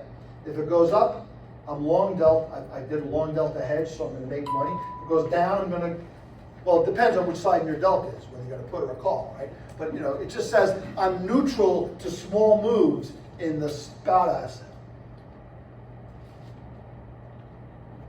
Okay? But if I want to stay neutral, this is only, all of these little D's, these fancy little D's, they always mean instantaneous, which means dollar yen can move by 1 tick, and I'm no longer perfectly delta hedged. Now, since dollar yen might go up a tick and then come right back down a tick, I'm probably not going to care. But dollar yen's move 5 ticks, 10 ticks, and all of a sudden you look at your screen, it's starting to move a little bit, right? Now, you look at the stock market doing this, and oh, look, it's going up. Right? So when it's doing this, I'm okay. Oh my goodness, I forgot to hedge. Go to the bathroom, come back to your seat, go get a sandwich or something. That's why most hedge funds, banks, etc., many hedge funds all pretty much uniformly buy their employees lunch. Actually, when I was at Citadel, they served it in the kitchen. Every day, nice lunch, nice breakfast. Why? Because they don't want the traders or anybody to leave the room. Leave the building. Leave the building, you gotta get out of your seat, you gotta go downstairs, you gotta walk down the block, you gotta eat food, you gotta eat it, you gotta come back, the whole hour is gone. Now, you know, nobody's saying you don't deserve a break when you need a break. But they don't wanna just build in, you gotta get food every day. Ken Griffin's like, $50 a day, covers breakfast and dinner, breakfast and lunch, or $40 a day, whatever, for all my employees. They want something to eat, they just go right out to the kitchen, they grab it, they're back at their seat, they're looking at their screen. It's a good investment, right? These employees, some of them are 100,000 a year, some of them are 200,000, some of them are, you know, many millions, right? You know, think about a mid-level person at a place like Citadel, $500,000 or $800,000. What's that work out to? Let's just say 520,000. That's 10,000 a week. Divide by 50. That's like $200 an hour. So you got to spend $50 on that person's food for a day. You can blink, right? And it's tax deductible. Well, because the salaries are tax deductible. Anyway, they gave you food, so it must. Ken Griffin doesn't give it away because it's the kindness of his heart, right? Which is not to say that he's unkind. Just it's a good business decision, right? Almost every financial service company I've worked for has done it. Only ones that don't do it, typically, banks often don't do it. They will provide subsidized, Goldman has a cafeteria, Citibank has a cafeteria, Morgan Stanley has a cafeteria. They have subsidized cafeterias, keep you in the house, but they don't eat all the cost. And that's because a large bank has a much broader range of salaries. They might have a lot of people only making $50,000 and much fewer percent making a very high salary. So the economics for them are different, right? Okay, so the point is, as the spot is moving, if you want to be delta neutral, you have to rebalance your hedge. We'll take a break in a bit, just so you know. Okay, and this should turn up. So here's a question: what's your delta down here? And what's your delta over here for this reverse knockout? This is the kind of thinking question. Hopefully you'll be able to answer, either having taken this class, or I'll hand out a midterm. I'll probably send it out either over the weekend, or you'll have till like maybe 2 weeks from tonight to hand it. It's a multiple choice. The ideal thing would be that you figure out all the answers on your own. Okay. Everybody in this class gets a good grade usually. Not everybody gets A's, but most people do, or A minuses, okay? I've never given a C. Just hide that fact. I know other professors do, that's just not what I'm doing. My goal is that you come out of this class more intelligent and more ready to go for that job that you want. Go to the next, whatever the next phase of your personal development is, but most of it's a job, right? Okay? So the more you put into this class, the more you'll get out of it. So what's delta down here? Well, we know, look, the same argument that works for Vega, which says we want more vol, also works for delta. Down here, if spot doesn't go up, I got nothing, right? I got a strike at 100. It's a call option. So down here, it's just a call. Before you get near the barrier, it's just a call option. So if you're long a call, you're long delta, right? You can hedge it by selling. If you want spot to go up, delta is positive, right? But what happens is you get higher and higher. When you're sitting at 122, let's say it's the last day, are you saying, boy, I really hope I can squeeze those last 2 yen out of this trade? I really hope spot goes up? Is that what you're hoping? You're thinking, you know what? If I come in today and it doesn't even move, or like if I come in at 9 o'clock in the morning and there's some announcement about Powell and the dollar drops by, well, no, let's say dollar drops by 2, so the yen drops by 2, it's a good announcement. We're not going to fire Powell yet, right? Drops by 2, now it's 120. That'd be the best thing in the world for me. Yeah, I'd lose 2 yen on my investment, but I'd be like, I can relax the rest of the day because I know I'm going to get those 20 yen. Whereas if, I come in and I'm driving in the car and I've got Bloomberg radio on. This just across the wire. President Trump has fired Jerome Powell. Markets are going crazy. Dollars 127. No! You're like, oh no. So are you short or long in your delta of the option when sitting up here? So the 2 questions. Down here we said delta must be positive. Just a vanilla option. Up here, I just said you don't want spot to rally. That's kind of the takeaway. So if you don't want spot to rally, are you long or short? You want to be short. You're short. You don't want it to go up. Yeah. You're a short. So delta over here will be negative. And this actually makes sense. Let's see this, right? Your delta to a certain point behaves like normal delta. It keeps growing as, 100, 101, you're more likely you're going to exercise your option. So your delta's growing, your delta's positive, right? But at some point, the switch goes on, and now your delta and your gamma, your delta is going to ultimately become negative. Like at 123.999, you are so short dollar yen because any movement positive is going to kill a lot of money. And keep in mind, the point of delta hedging, right, is like on the next tick in dollar yen, if I have the right delta hedge on, my option will lose money if it's here, because it's becoming more risky, but my delta hedge will get it back to me. Okay? That's the delta hedge. Down here, if I want the delta hedge, I know that going up is going to make me money. So if I wanted to hedge, I would sell some delta to keep me P&L neutral. We don't know whether we do that or not. This trader was not doing that. This trader is a pure spec play. This guy at 120, 124, he's speculating. We'll come to his speculation in a moment. So you can see delta's positive and negative here. The fact that delta is positive and gamma was positive, that makes sense because it's like vanilla. But if delta started positive and ends up negative, somewhere along the line, gamma has to be negative because the change in delta as spot goes up, right? This is what is gamma, right? What we just said was the change. So let's call this the delta at 122.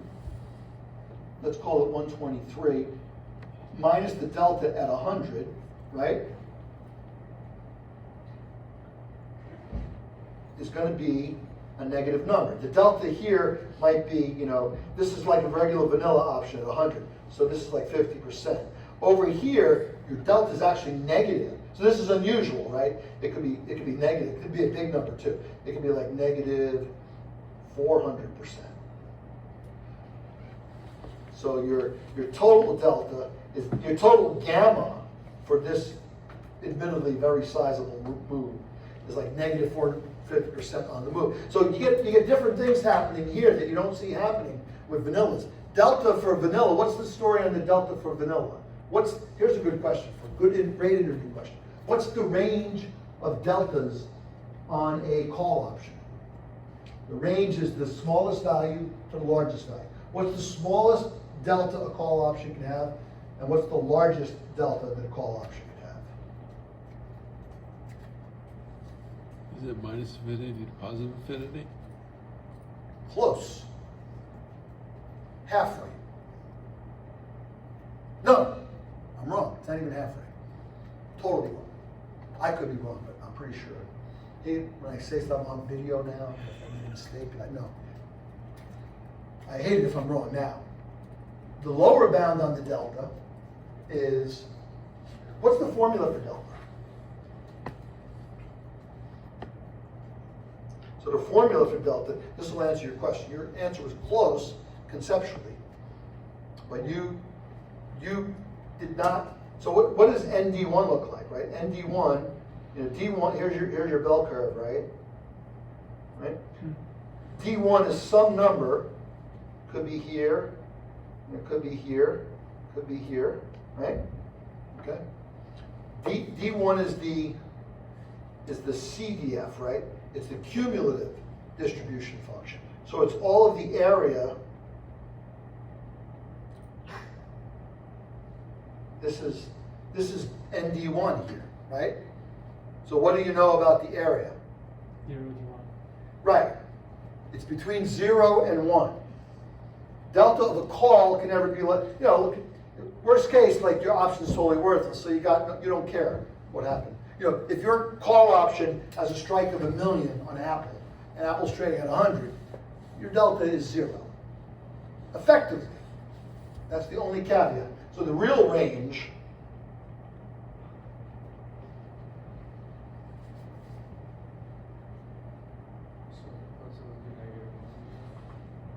that's right. The real range does not include the endpoints. Why is that? Because you can never reach it. Yeah, you never reach infinity on either side. I guess maybe on the lower side, I guess 0 could be included. Because if the stock price falls to 0, now in Brownian motion it can't really fall to 0. The geometric Brownian motion has this property that as you get closer and closer to 0, you can't really get to 0 because there's like a feedback effect. It kind of just keeps you just above 0. The volatility becomes so small. If you only got a penny to get to 0, but the volatility can only move you a tenth of a penny. That's a kind of the geometric effect. But a real stock, of course, can go to 0. That's bank run, right? But it cannot get to infinity because the stock price cannot get to infinity, at least in our finite universe that we live in. Okay, we've been talking for a while. Let's take a break, and we'll bring this story to a happy ending of sorts. There's a lot to think about there. You should read those. You know, I don't think you get all of this out of the book reading about them. It's got these properties, but this is kind of the real story. This is kind of thing you might read about in Nassim Taleb for those of you who are fans. Black Swan book? Yeah, his original claim to fame is he wrote a book called Hedging, Exotic Options, Hedging and Pricing or something, which is an interesting book for its time, 1997 I think it came out. I'll show that up on the board. Yeah, but he's the same guy before he became this philosophical.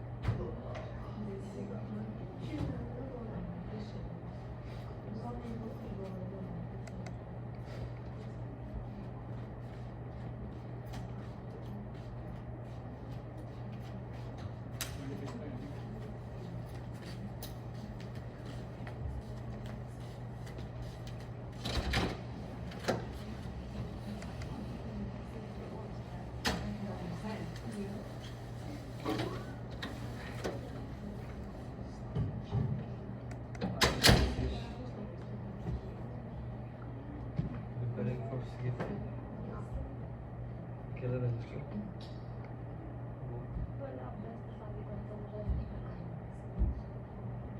लावलं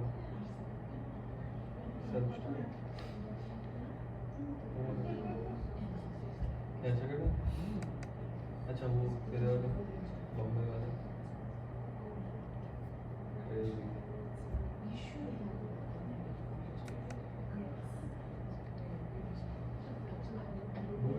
मागव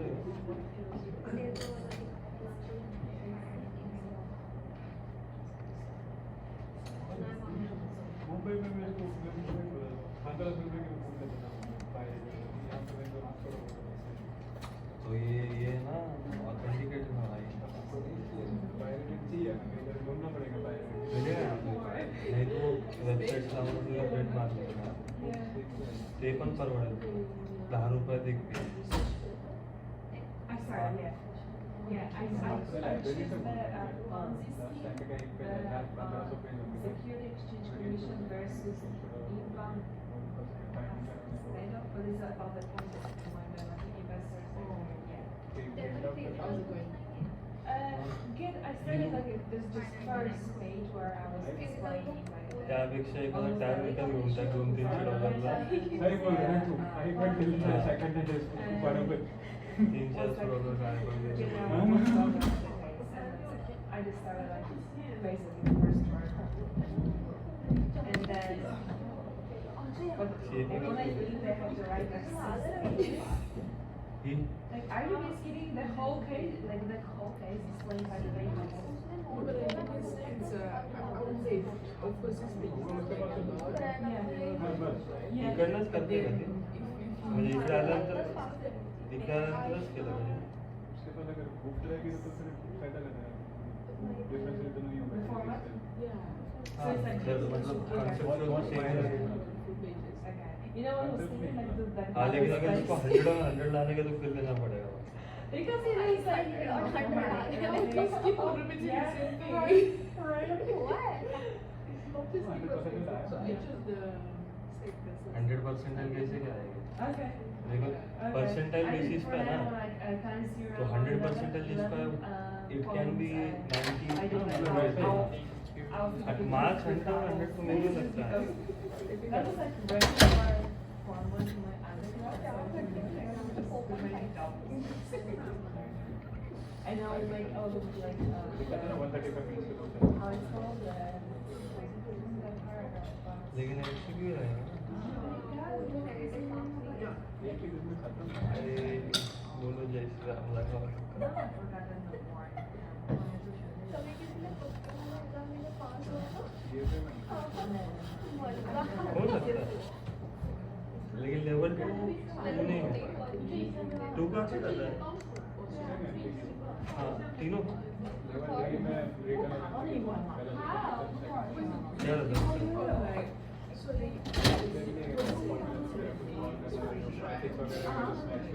ethics तो local है ethics में नहीं पता कोई ऐसा question मेरे पास होना चाहिए I get over भाई से लैपटॉप में पूरे पैसे वसूल कर ले रहे हैं फिर अगर सीएफएस के ऊपर क्लियर किया है तो पैसा वसूल होगा Yeah, oh yeah, no, that's the word.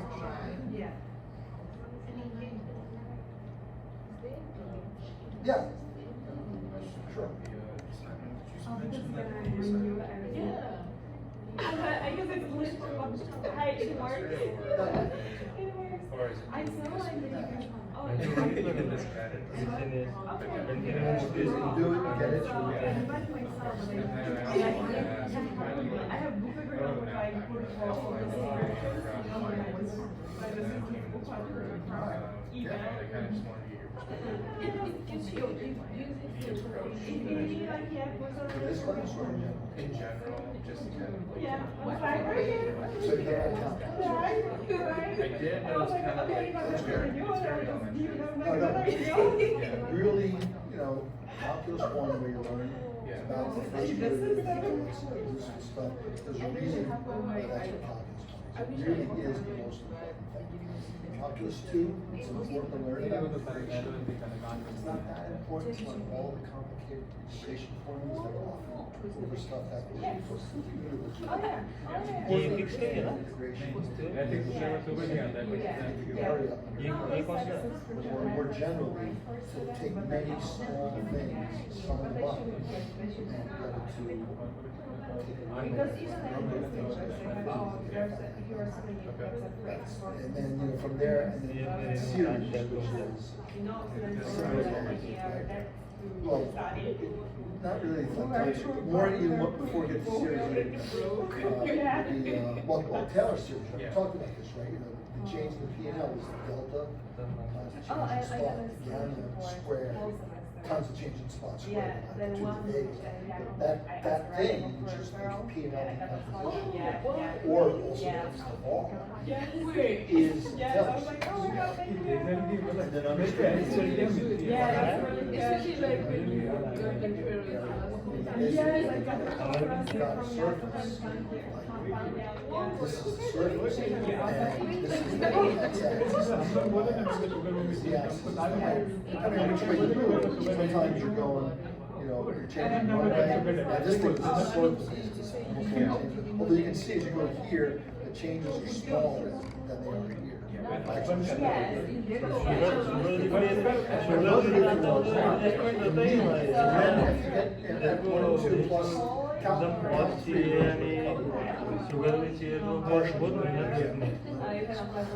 those become kind of good basis for God.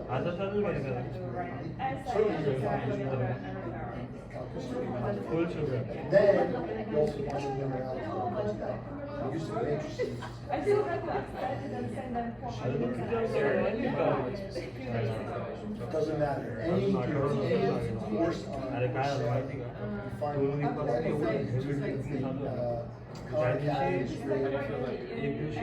Udemy is also okay, but you do as good percent for this. You do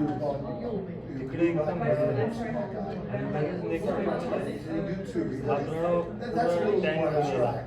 It's becomes less interesting for like Khan Academy, the best. Just ask.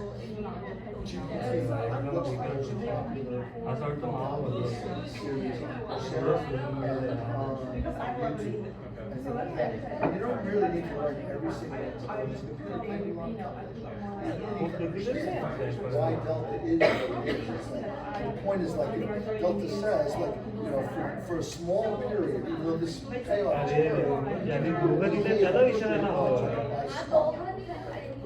but that's not enough, because that curve is going to change. Because it's got the next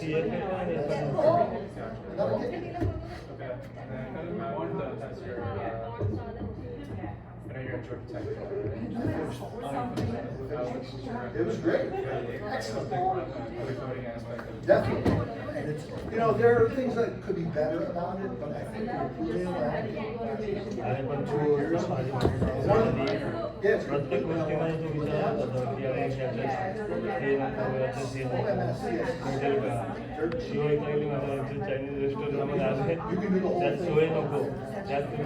one course is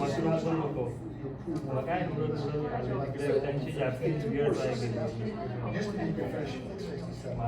At one point, they actually got rid of it. Cheap. how long did you get? It took me, I spent about 4 years. I took 2 semesters, then I took 2 courses each of my first 2 semesters. I think I took the 5th course. So I was already 5 courses in. Then I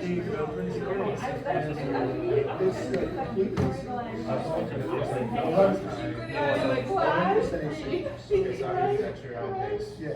They do need like, they do offer like 6 courses that will cover the minimum CS requirement, which is basically like programming 1, which is just basically using functions. Programming 2, which is algorithms, data structure. Programming 3, they want you to have probability. But with all of those things, they'll admit almost now they've scaled sort of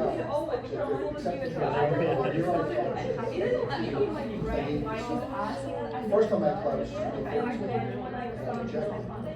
and we took like X%. course. perform Got there. a lot of They AT&T do it people by hour. that came in the program. Why? AT&T was- Why are you paying And this right now? then they took a few other people at Siesta Key, and that's all they had room for. And then I had a friend that said, hey, we just finished the program. I was like, take a look at that thing.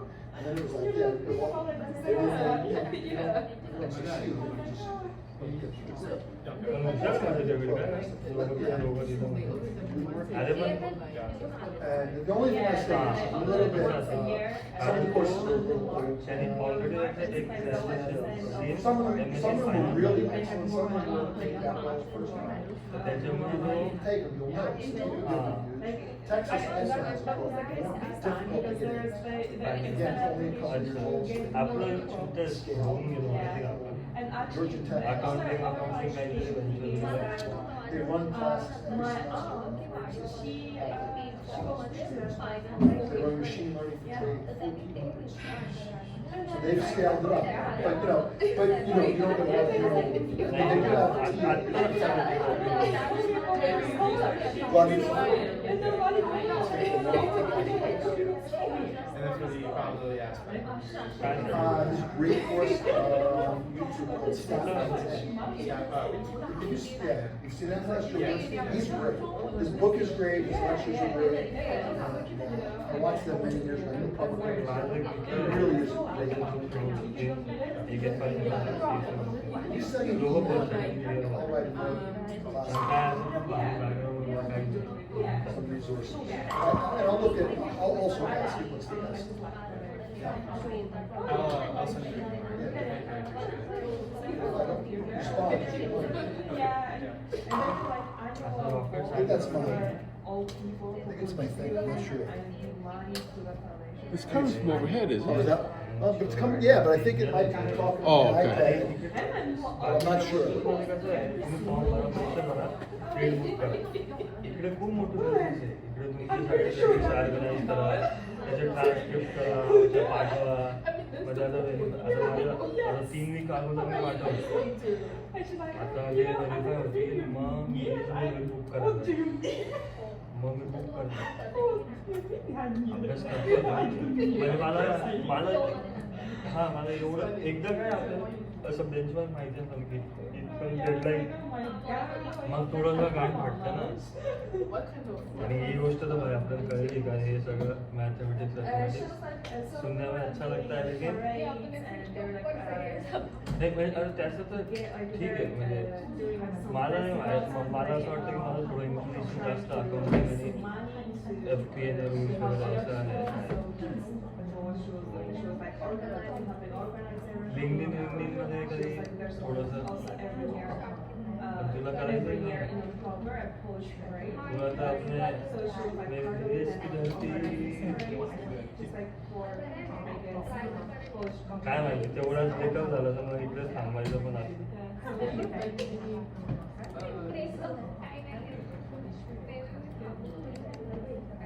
त्याला बोलून घ्या ना There's a lot of things here. धमकी वागून कसे There's also very, a lot नाही तर कॅनडामध्ये बोलवायचं जातं नायग्रा फॉल्स म्हणजे इकडे There's a tall neighbor so अगं कॅनडा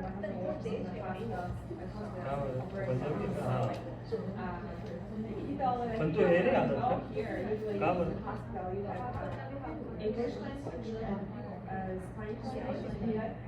हो का? काय सगळं Because there's, yeah, so science and Korean. That's crazy. So they have परदेशी वापरच करणार आणि आईचं Laddad Laddad but still Raichura is better. Yes, yes. कुठे प्रणव भेटला का? Yes, usually I am. Pranav भेटला का नाही? How, kind of like we have some guys, basics are. I just sent you an email. Okay. I could see like Thank you. very cold, like kind of cold expression on the face. And sometimes they was not, they have that kind of face. Downtown? But there are very nice ways to come with that. It's kind of like, I don't know, a little bit similar to the blonde hair. Viewers love themselves more than nothing. That's not sure. That's actually blonde hair and It's a blonde villa hair guy. is very, Billy service चालू मैंने to देखा. the east side of the pond because of the weather. If you go towards the west side of the pond, the people have a darker hair. Yeah, that's what it is. It's very interesting. So, what you can see on that like face. काय राजी त्याने उगाच बिल्ली पाळून हे दोघं राहिलं असतं ना आता पाळायला हवी. You're referring to the Harvard professor, right? पण रो ऑप्शन होतं. It will be hard to understand. Yes. पण मला असं वाटतं माणूस Again, तिला कायम we had some beachgoers. आणि आपलं स्टेटस पण माहित So नाही you कवी have to remember to use more clear and use more common because some words are probably confusing. So you can say, oh yeah, I'm Okay. excited. We are recording again. So I just put this up on the screen now to kind of give you just a little more thinking. These are questions in chapter 19. As I said on the syllabus, I don't, this is graduate school, right? You're adults who have more time alone than you have with me. I could, 19.2, what does it mean to assert that the delta of a call option is 0.7? And we probably covered that right now. That means if I buy 100 shares of Apple call, its price will move like 70 shares of Apple. Locally, the next penny or two, or next dollar, let's say. And then gamma will make it 72 if it's going up. 75 if it keeps going up. Eventually, if Apple goes deep in the money, it becomes basically 100 delta. I know I'm going to exercise this option, so it's just like I own Apple. If I want to neutralize my P&L at that point, I would just sell the full notional of Apple shares, wait till I got to the end, I'd buy the shares for 100, whatever my strike was, and I'd be done, right? How can a short position in 1,000 options be made delta neutral when the delta of each option is 0.70, right? Well, now this is, thinking, right? I'm short calls. So you got to think, long calls mean I want the spot to go up, short calls is the opposite. So short calls means I am short the delta.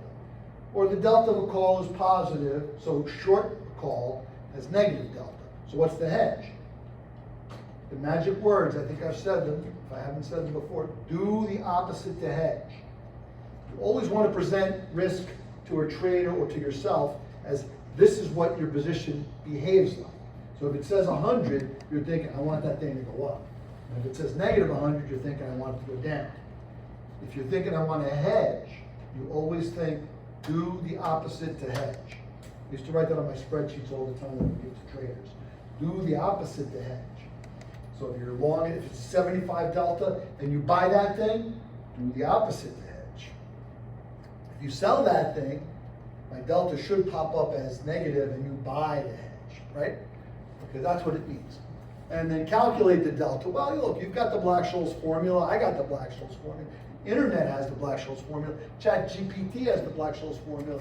You decide for yourself if you want to do question 19.3 or not. I'm not going to say, do these 17 problems and turn them in. That's just not how this class works. Okay?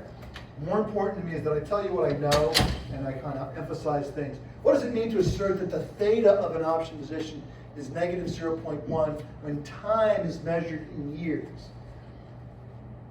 If a trader feels that neither a stock price nor its implied volatility will change, what type of option position is appropriate? All right, so the theta is negative. At least this chapter is only European options. I know theta is negative, well, it means I own an option, right? Well, I should say theta is negative when you own options. Long options have negative theta. Positive gamma, okay, you can trade the magic, but they are worth less money each day goes by. That's what, I don't like data, I usually say time decay. Some people say data, but FX people, I think, always say time decay. If the trader feels that the stock price is not gonna move and its implied volatility will not change, what should they do? Well, they wanna sell that thing, right? They wanna be short data. They wanna sell it. If you think the stock price is not gonna move, sell options. Sell those options, because you get paid for the intrinsic, that's kind of baked into the formula, right? And then it doesn't move, so you never have to trade your negative gamma, which is the opposite. You're the stupid trader. I'm buying high and selling low. That's the bad news. So the bad trader who's been buying high and selling low all week, he's gonna be very happy tomorrow. Not just because it's a 3-day weekend, which is great because he needs it after being beaten up all week by the high volatility, but because he also knows when he comes in on Monday, he's gonna have a lot of P&L because he was short options, which made him positive data. Anyway, like I said in the syllabus, oh, by the way, kind of curiously, there's the Taleb book I mentioned, Taleb, Nassim Nicholas, Dynamic Hedging, Managing Vanilla and Exotic Options. I read that book my first year on the job, which is 97, and it's a great book. It could be more technical to my taste, but it really is a great book. And he often threatened that he'd make another book, but he didn't. But it's a little bit low on the technical side. This other book looks kind of interesting. So there's a number of books that traders swear by when they're learning how to trade options. Trading Option Greeks, How Time, Volatility, and Other Factors Drive Profits. I might take a look at that someday by that. But my point is, you have the book, there is a solutions manual, you can buy it, you do as many problems as you have time for, okay? But I'm trying to teach you to answer question number 1. Explain how a stop-loss trading rule can be implemented for the writer of an out-of-the-money call options. Why does it provide a relatively poor hedge? All right, that's a good question. Let's think through that for a second. So first of all, you need to know what the stop-loss trading rule is. If you read the book, which you should have read the book. I've read this book many times. You should read this book. I can't read it for you, right? And we're only doing like 5 chapters, right? So I'm only asking you to read 5 chapters, right? Well, the stop-loss rule, you know, is that like you sit, you wait for the strike. When you go above the strike, you buy the options share. So let's say you're short 100 option on 100 shares. Goes above 100 strike, you buy 100. Goes below, you sell 100. Buy, sell. In the book, they talk about you can't really do that because there's friction, and the cost of rebalancing your hedge, which is the paying the bid offer spread, is going to eat your money completely. You know, as I mentioned when we talked about Brownian motion, one of the curiosities of it is when it crosses the 100, it goes above and below infinitely many times in an infinitely small period of time. Now, that's the model. In reality, of course, you know, time is measured in seconds. Getting things smaller than the speed of light is pretty much the speed limit for the universe, right? So you can't do that, but roughly, he talks about that, right? But why is it a poor hedge for an out-of-the-money call option, right? Or why does it provide a relatively poor? So what's out-of-the-money call option? Well, let's say the strike's at 100, so what makes out of the money? This is the first question. Is out of the money at 80 or is out of the money strike at 120? Spot's at 100. Where's the out-of-the-money call option? Whereas its strike is 120, right? Okay? So you're sitting at 100, it's out of the money, so you don't have any risk, so to speak, as a seller until you get to 120, right? So the stop loss rule would say, I'm just gonna wait, I'm not gonna do nothing until we get to 120. Then you get to 120, and all of a sudden at 121, you gotta buy 100 shares. 119, you're gonna sell it. So you're doing that, well, that's okay, but what's the problem with that? Well, it was out of the money call option, so first of all, you got paid less. But now, as this thing grinded higher to be 120, you became more and more likely to have to cough up those shares. And now at 120, you're like 50-50. And you haven't made any of that money back, and you're not going to get paid for it. The 100 delta, the 50 delta option at the money is worth a lot more money than it was when you sold at 100. So by not hedging, you've absorbed all of that loss already. That would be the answer to that question. Hopefully you can answer many of these questions. Now, I think only the even numbers in the solution manual. So, you know, whenever I do math work like that, I only do the even numbers. There's only so much time. There's a lot of, there's like 38 chapters in this book or something. Each one has 20 questions, you know. use your time wisely. Okay, let's get back to the reverse knockout. So now, we're ready actually to put a pin in this, which is the following, right? We said it had the following property, right? It had this following property. Over here, gamma was negative. And over here, gamma was positive. This was the 120 strike. Well, actually, I did the 100 strike too. The one we're going to talk, we'll come back to that other one in a second.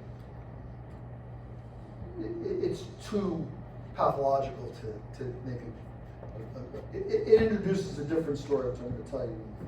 Right? Now, the pure vanilla option, gamma is always positive, but this thing shifts to being negative. So what that means is you're kind of long an option here, and you're short an option here. You know, let's call this approximately long a call option. And over here, short a call option. And I use it approximately because conceptually, right? Positive gamma means, you know, you could hedge. Positive gamma is like being long a call option. So if you wanted to hedge optionality, the hedge would be sell a call option. Over here, you've got negative gamma. So you're kind of short options. So to hedge to hedge being short, you would buy options, right? So sell gamma to hedge, and you can see how it works, right? And over here, you want to buy gamma to hedge. Okay? And if you're following the story here, buying gamma means buying vanilla options. Selling gamma means selling vanilla options. Because vanilla options, and it doesn't really matter whether it's call or put. Keep in mind, from the option trader's perspective, there's really no difference between a call and a put. Well, there is a difference. The call minus the put is the forward, right? The point is you can trade delta to turn a call into a put, or a put into a call. So from an option trading perspective, it doesn't matter the bias, the directional bias of the call or the put. Now other people like who are trading options for protection or for leverage, yeah, they care. If you think the stock market's going up and you want to leverage buy on this asset, you buy call options. You go on Reddit and they say this stock is a real dog. It's going to go down. I bought puts, right? You know, that's what they talk on Wall Street bets. I don't want to go all the way to the vulgarity of the internet, but you know, actually, there are very few. I'm on Reddit a lot. I like Reddit. Very few curse words on Reddit. Surprisingly, I spend almost no time on Twitter, so I don't know X. I don't know if they have curse words there. I'm guessing some people curse maybe, but I don't know. Even Facebook, I guess people try to, you know, I do curse in real life, but not in class usually. But in the rest of my real life, I curse regularly. Not a moral decision, it's just a word to me. All right, so what transaction is this? So what is the name of the transaction? So hedge. So the optional hedge, the option hedge equals sell downside and buy upside. Oops.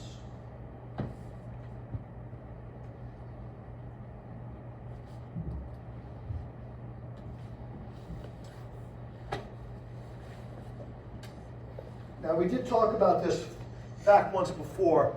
Typically, if you're buying out of the money upside, you will buy calls, OTM calls. And over here, you'll sell OTM puts. Now, even though I just told you that it doesn't really matter whether you buy calls or puts to hedge optionality, gamma, vega, and theta. All right. The reason why you buy upside calls, if you bought an in the money an out-of-the-money call is the same thing as an in-the-money put.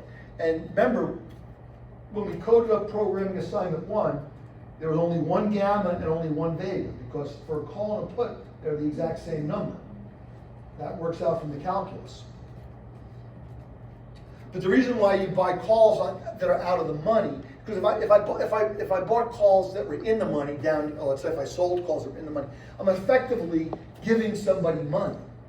So then I'm gonna have to charge them money to give it back to me, right? So then, and I make a bigger credit risk, right? If you're gonna buy, the out of the money calls might cost $1, the in the money calls over here, or the in the money puts, which would be the, let's just emphasize. I'll put or in the money puts, because they'll both give us exposure at, like, say 120 or something, right? But in the money puts, when spot's at 100, they're 20 units in the money. So I'm giving you something that's worth 20, you're gonna have to pay me 20 right away. And now you've got credit risk to me, because you gave me money, you gave me money, but you own an option that I might not be able to perform on. So it makes no sense to trade the in the money options. That would just be like giving a loan. So you trade the out of the money option. So what is this structure? So you're going to do what? You're going to sell puts, and you're going to buy calls. You're going long the risk reversal. That's what the risk, that's the payoff. Remember, we talked about the risk reversal. I didn't put this payoff diagram yet, right? A call option, 25 delta in this case, because I'm going to put spot in the middle, right? It has the hockey stick going up, right? To the right. A put option, this is a long put. This is 100, let's say. Let's just call this 120 and this is 80. These are roughly going to be accurate, okay? But if you're selling the put, you're down. So you can see the payoff of the risk reversal is this kind of like this staircase. And people actually like this structure for other reasons. So what does this look like, the payoff of? That's not an option. It's similar to a straight line going up. What has the straight line going up? As it's, ever since Elon did his, maybe he was a Nazi, maybe he wasn't a Nazi thing, I think about it every time I put my hand up like this. If I don't look like a Nazi, I hope it doesn't go on Twitter. You know what I'm talking about? Elon Musk did a few things where he was, giving a wave or whatever. I'm not going to qualify what he did, but some people said he looked like a Nazi. Some people said no, he was just waving. So when I go like this, I'm very conscious.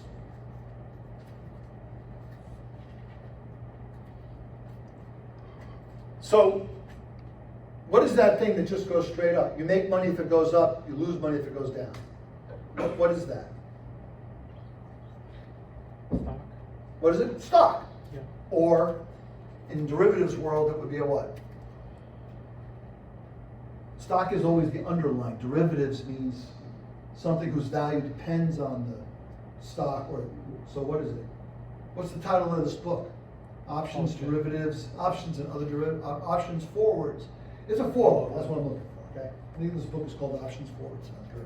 It's a forward, or it could be a future, right? Let's just call it a forward. So this looks like a forward. If a forward would be a slope of line 1 passing right through 100. Above 100 on the forward, you make money. Below 100, you lose money, okay? So this looks like that, except it's got this piece in the middle. So who would transact this in the corporate world? Well, maybe they're worried. Their budget will be okay as long as the thing doesn't go above 120. But above 120, they start to have problems. So they buy protection at 120. They could buy protection at 100, protecting themselves more, but it costs more to buy protection at 100. And then they say, well, you know what, on the downside, I'm quite all right. If the thing goes down, my profits are going to be better. So they'll sell that downside. So they probably do this for around zero cost. The value that they acquired by owning the 120 is roughly offset by the value that they earn in cash I'm sorry, the money they pay to get the 120, roughly the same as the money they earn by selling the 80, okay? So that's what a risk reversal looks like. In other markets, they have other names. Some people call them collars, some people call them fences. They might be slightly different structures, but they all have this essential, there's a put on one side, there's a call on the other side. So what did we just say? The risk reversal looks just like the perfect hedge for a reverse knockout. I'm going to put perfect in quotes because it's not exactly perfect. Okay? So, why is this important? So we know the risk reversal is all about skew. It's the preference for calls over puts, which doesn't have to be a positive preference. Calls might be cheaper than puts. Cheaper, when I say cheaper, I don't mean price. What do I mean? This class is always about not price, but what? Implied volatility, exactly. Historical, but volatility, right? All the classes you had before this class were not about volatility. This class is all about volatility and gamma, for the most part. We'll see some other different kinds of exotics the rest of this month. Exotics involving multiple assets. So, we know that this is a skew trade. So now what happened in the FX markets in the 90s? Because in the 90s, these, I mean, and still today, exotic options are very popular because they provide leverage, as we'll see when we return to the structure that we started the day with, right? People understood, okay, somewhere along the line, somebody figured out that the tails were fatter than the normal model suggested, and that in some cases the right tail is fatter than the left tail, some tails the other way around, sometimes they're both equally fat. And they began wanting to pay premiums, volatility, extra volatility, to own the upside. They also might pay premium to own the downside, but just maybe if the preference for the upside might be a little bit less. In equity markets, we know the premium's always for the downside because of the natural, everybody's long equity in this world, if they're lucky, right? Or whatever, to work hard. So it used to be every option quote unquote, traded at exactly the same volatility. But then somebody realized, well, if I could sell that at the money number and get upside or downside for the same volatility number, I'm probably going to come out ahead in the long run. So yes, somebody figured that out. They made a lot of money, and then they didn't pay their quant enough, so their quant went and worked for somebody else and said, I got a secret. And then pretty soon everybody knew, and then the market adjusted. Or put it another way, when an arbitrage opens up, i.e. upside's worth more than at the money, the market keeps buying it until people say, I better charge more for the upside. You know, if you call me up and say, what's the 100 strike? I say, well, use 20 vol. And what's the 120 strike? I say, hey, use 20 vol for that too. You say, I'll take the 120s. And then somebody else calls me up. Yeah, I'll take the 120s. I'll take the 120s. All of a sudden, I'm like, wow, people are really buying the 120s. All right, now you call me, the next guy calls me up, didn't get up early enough, had a hangover or whatever. He said, what's the price for the 100? I'll get 20 vol will do. What about the 120? 24 vol. Wow, you just sold it to the other guy for 120. I said, yeah, I did. For 20. I did, no more. Right? So supply and demand will also cause it to happen, right? There are markets in these things. But some still smart guy, probably a physicist, at heart at least, understood that the reverse knockout, so I gotta emphasize, this is where I really need the color, because I put the color. The reverse knockout that disappears here, right, has this convexity issue, has this skew properties, just like, so they said, I'm gonna trade the reverse knockout. So originally people would take the at the money vol, stick it into this formula, very much like the Black-Scholes formula, but just more complicated, as I said before. Stick it in, and they say, I'll put the 20 vol in, and that's the price of reverse knockout. Somebody realized, well, hey, you know what? I can hedge this thing skew-wise by selling the risk reversal. And I can earn volatility premium. Relatively speaking, I'm acquiring the same skew position as this trade by doing the reverse knockout. Now there are caveats. It's not perfect because of the knockout there, but So consequently, if you don't adjust your price, then I'm going to keep buying reverse knockouts from you. You know, you'll tell me the reverse knockout's only worth 30 basis points, like I said earlier, and I would be willing to pay 50. I'm gonna keep buying them from you until one day you at least realize, well, the first thing you realize is I gotta charge more. Even if you don't know, one thing about traders, they know that even if they don't know why they should be charging more, if everybody's calling up to buy it, they better start charging more. Because they clearly, one thing you always have to be is humble, which is there are a lot of smart people out there, and everybody's doing something different. And even if you're even if you're the smartest person in the whole world, and whenever I think like maybe I'm in the 1 percentile, I say, well, you know, that means like there's like at least 15 million Chinese people smarter than me. 15 million Indian people. That's how it is, right? You know, and if you work in finance, you're going to run into them, right? Because finance doesn't draw from the normal distribution; it draws from the top 20%. Let's say. Now, if you're the 1% of the world, you're only the top 5% in finance, and you're going to meet, you know, and the better you are, the smarter the people you're going to meet. And there's nothing wrong with that. It's always good to remember when you think you have things figured out. If it looks too easy, you better double check your math because somebody else may have figured something else out that you didn't see, because you can't see everything unless you have the better ChatGPT, I suppose. So it became known that these things have the risk reversal built into them. So some reverse knockouts will trade above the theoretical price, which is what you get when you stick the at-the-money in. Others will trade below.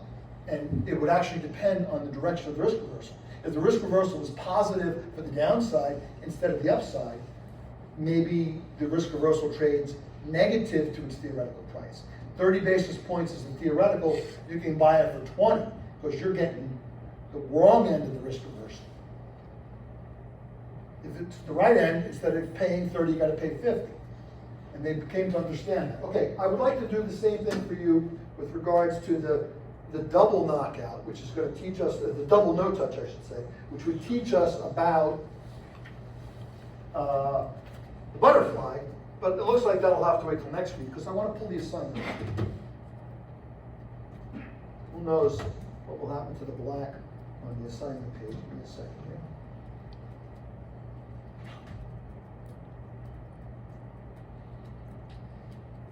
Okay. So if you have your homework assignment, it's going to take me a minute or two to actually download it into my PyCharm because I don't think it's on this computer yet. And then I'll take you through it, and that'll cover our last 15 minutes or so. And it will tell us something interesting. It does fit in with our letter. And I think I'll have to save the moral of the story for that trade until next week because we're kind of running out of time. Let me get PyCharm up here.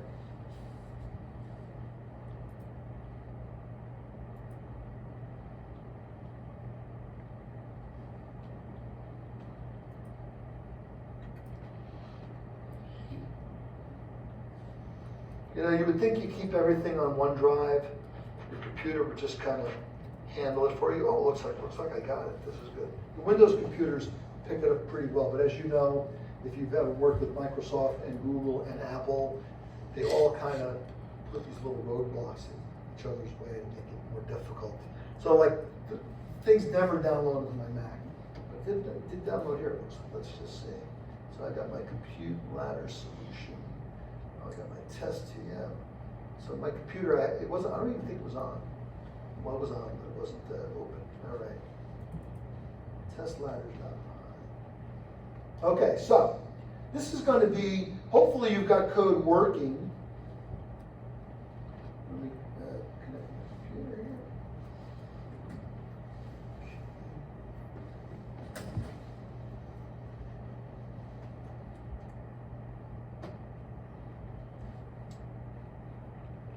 Come on. Yeah, very nice. Okay. 2 lines is normally, I'm surprised, oh yeah, okay. No Python interpreter configure, that's okay, I don't need it. Oh yeah, let's use this one. So as I've told you before, now a lot of people do use VS Code, so if you end up in VS Code, I can't really object, but PyCharm is better. That's, you know, my professional opinion. But I work with a lot of professionals who use VS Code. And it's worth learning how, like when it says no interpreter config working, how do you fix that, right? Okay, so the first one is, so a delta ladder is the kind of thing that a trader would look at, or a algorithmic trading system might look at. Where in this case, I'm saying, look, I want the bottom of the delta ladder to be 90, the top to be 110, in steps of 2, and spots 100. Okay, and so I call this compute delta, this is the test file. I call the compute delta ladder function, and I pass it these arguments, okay, and then I'm going to get back an answer. But what I want the answer to be is this delta. So this particular option was 10 million of notional. And one thing, if you've never seen this before, in Python, you can actually put these little underscores everywhere you want, anywhere you want. It will ignore them. You can actually use little tick marks if you want. So I'm using them like comma separators. You can't use commas, but you can actually use apostrophes if you want.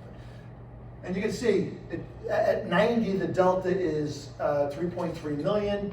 At 110, the delta is 7.2 million. So it goes from 33 delta to 72 delta. And this makes sense. We know that a call option, the deeper you go in the money, the more the delta is. This is a 1-year option, so even at 110, spots at 100, strikes at 100, spots at 110, it's like 72 delta. It's like pretty likely that you're going to exercise, but it's not exactly likely. Remember what I said, ND2 is actually the probability of exercise. ND1 is usually not that far off from ND2, so it's also a good proxy for what's my probability of finishing in the money, okay?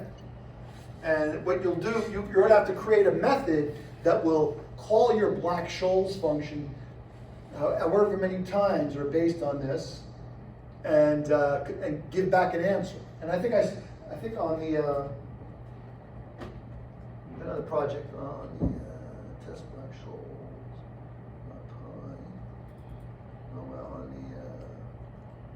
the Black-Scholes solution, on the compute ladders, it tells you, I give you a little hint. I tell you what the spots are, and actually I'll put some of this into the instructions, but it's okay for you to think about it before I give you the recipe, right? Let your ladder be a list, and then what you're supposed to do is you're supposed to instantiate a Black-Scholes option and compute the delta every time. And you do it once, so you can use a for loop probably, or a range, for X in spots. For spot in spots, compute this Black-Scholes, compute the delta. You're going to want to append it. So the reason why I make ladder a list is so you can compute the first delta, and you can say ladder.append the delta. And then you change the spot in your for loop and you ladder.append again. When you get all the way to the end, you pass a NumPy array constructor, the ladder. It can take a list of numbers, it'll make a NumPy array, which is a nicer object. And that will go back to me, or to your test suite over here.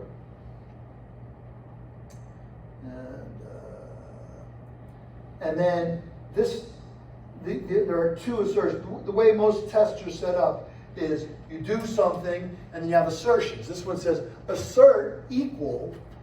Now self means I'm in Python's unit testing class. So this you can see right here at the very top. It says it's the class by name test ladders, which is just something that inherits from Python's built-in unit test.test case. So all these methods are known. So it has an assert equal method.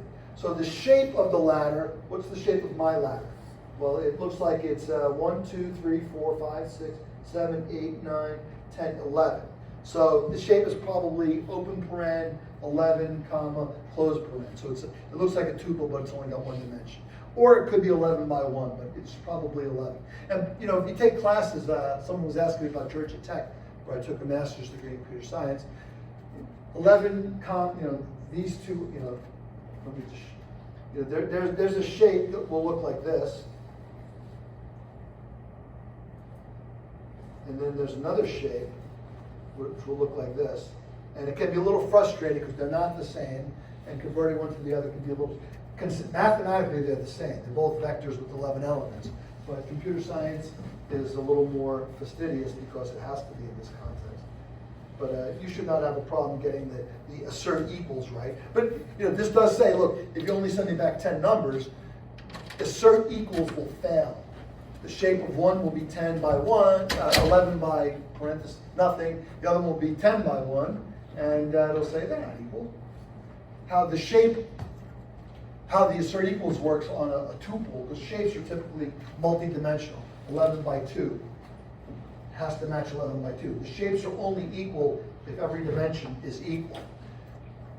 So you'll probably pass that, but then it says np.testing assert all close, ladder expected. So you give me a ladder back, I have the expected, my answer, and the tolerance is, relative tolerance is 1 basis point.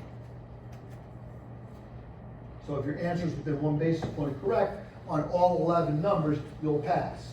And if not, you won't. So that's a delta. That's very straightforward. Spot goes from 90 to 1.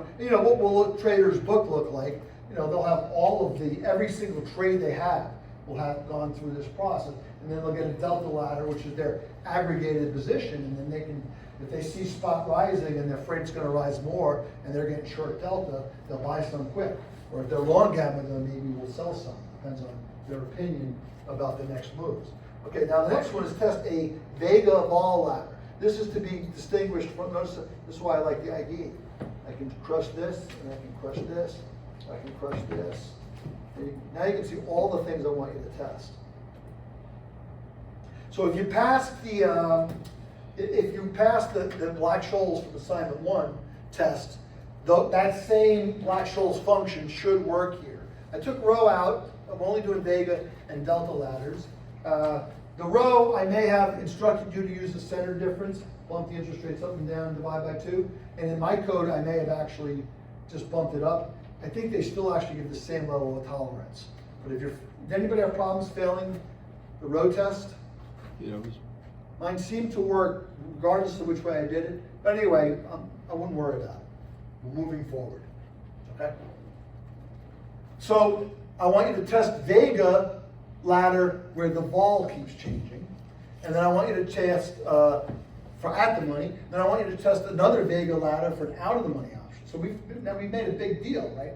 Out of the money options are somehow different than at the money options. And I'm not talking about their moneyness. I'm talking about their Vega characteristics. And then you're going to test Vega against spot out of the money on a call and Vega against spot out of the money on a put. What this means is you're going to buy an out of the money call and you're going to see how your Vega changes as spot changes.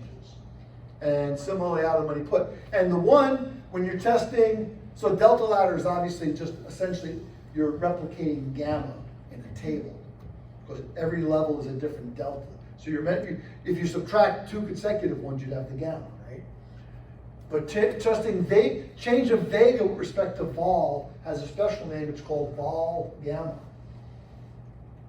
usually shortened to Volga. Okay. And changing Vega with respect to spot. So as spot goes up, do you get more Vega or less Vega or nothing? That's called Vanna. And Vanna and Volga, which we'll talk about more in detail next week, are the 2 second-order Vega derivatives. So we have the spot derivative. Spot has a delta, and the second derivative is the gamma. And you're done. But Vega has a Vega second derivative, which is called Volga, and has a spot derivative, which is called Vanna.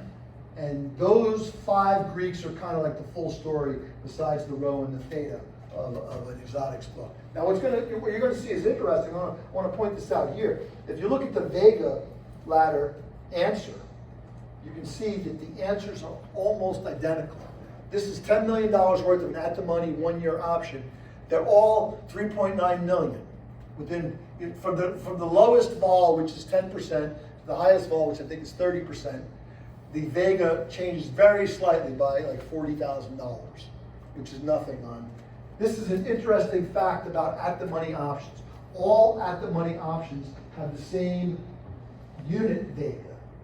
And in fact, I think if I use the closed form solution as opposed to the bumping solution, it might be exactly the same. We'll do that math next week.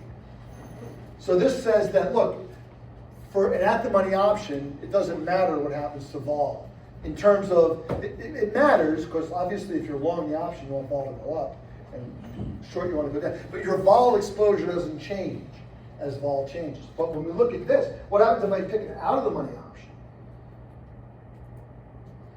A Vega vol ladder out of the money, we can see it's very different.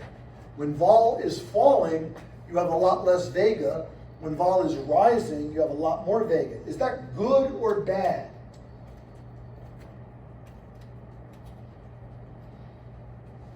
That's a question. Is that good or bad? It is one or the other, I will assure you that. I'm not going to tell you which one yet. We still have 4 minutes. All right, I'm going to tell you now. It's good. This is the Vega equivalent of having positive gamma, because when vols are dropping, your Vega exposure is getting lower, so the P&L hit is not so bad. And when vols are rising, your P&L hit is positive. Now think about this. If you take, I'm going to cut this thing right here and put it next to the other one.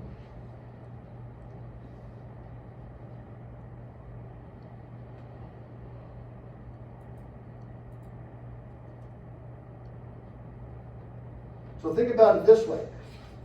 Now we begin to see the power of skew in the Vega market, right? In the first case, I've got the at the money option, which is like somewhere right in the middle. So like 3.9 million.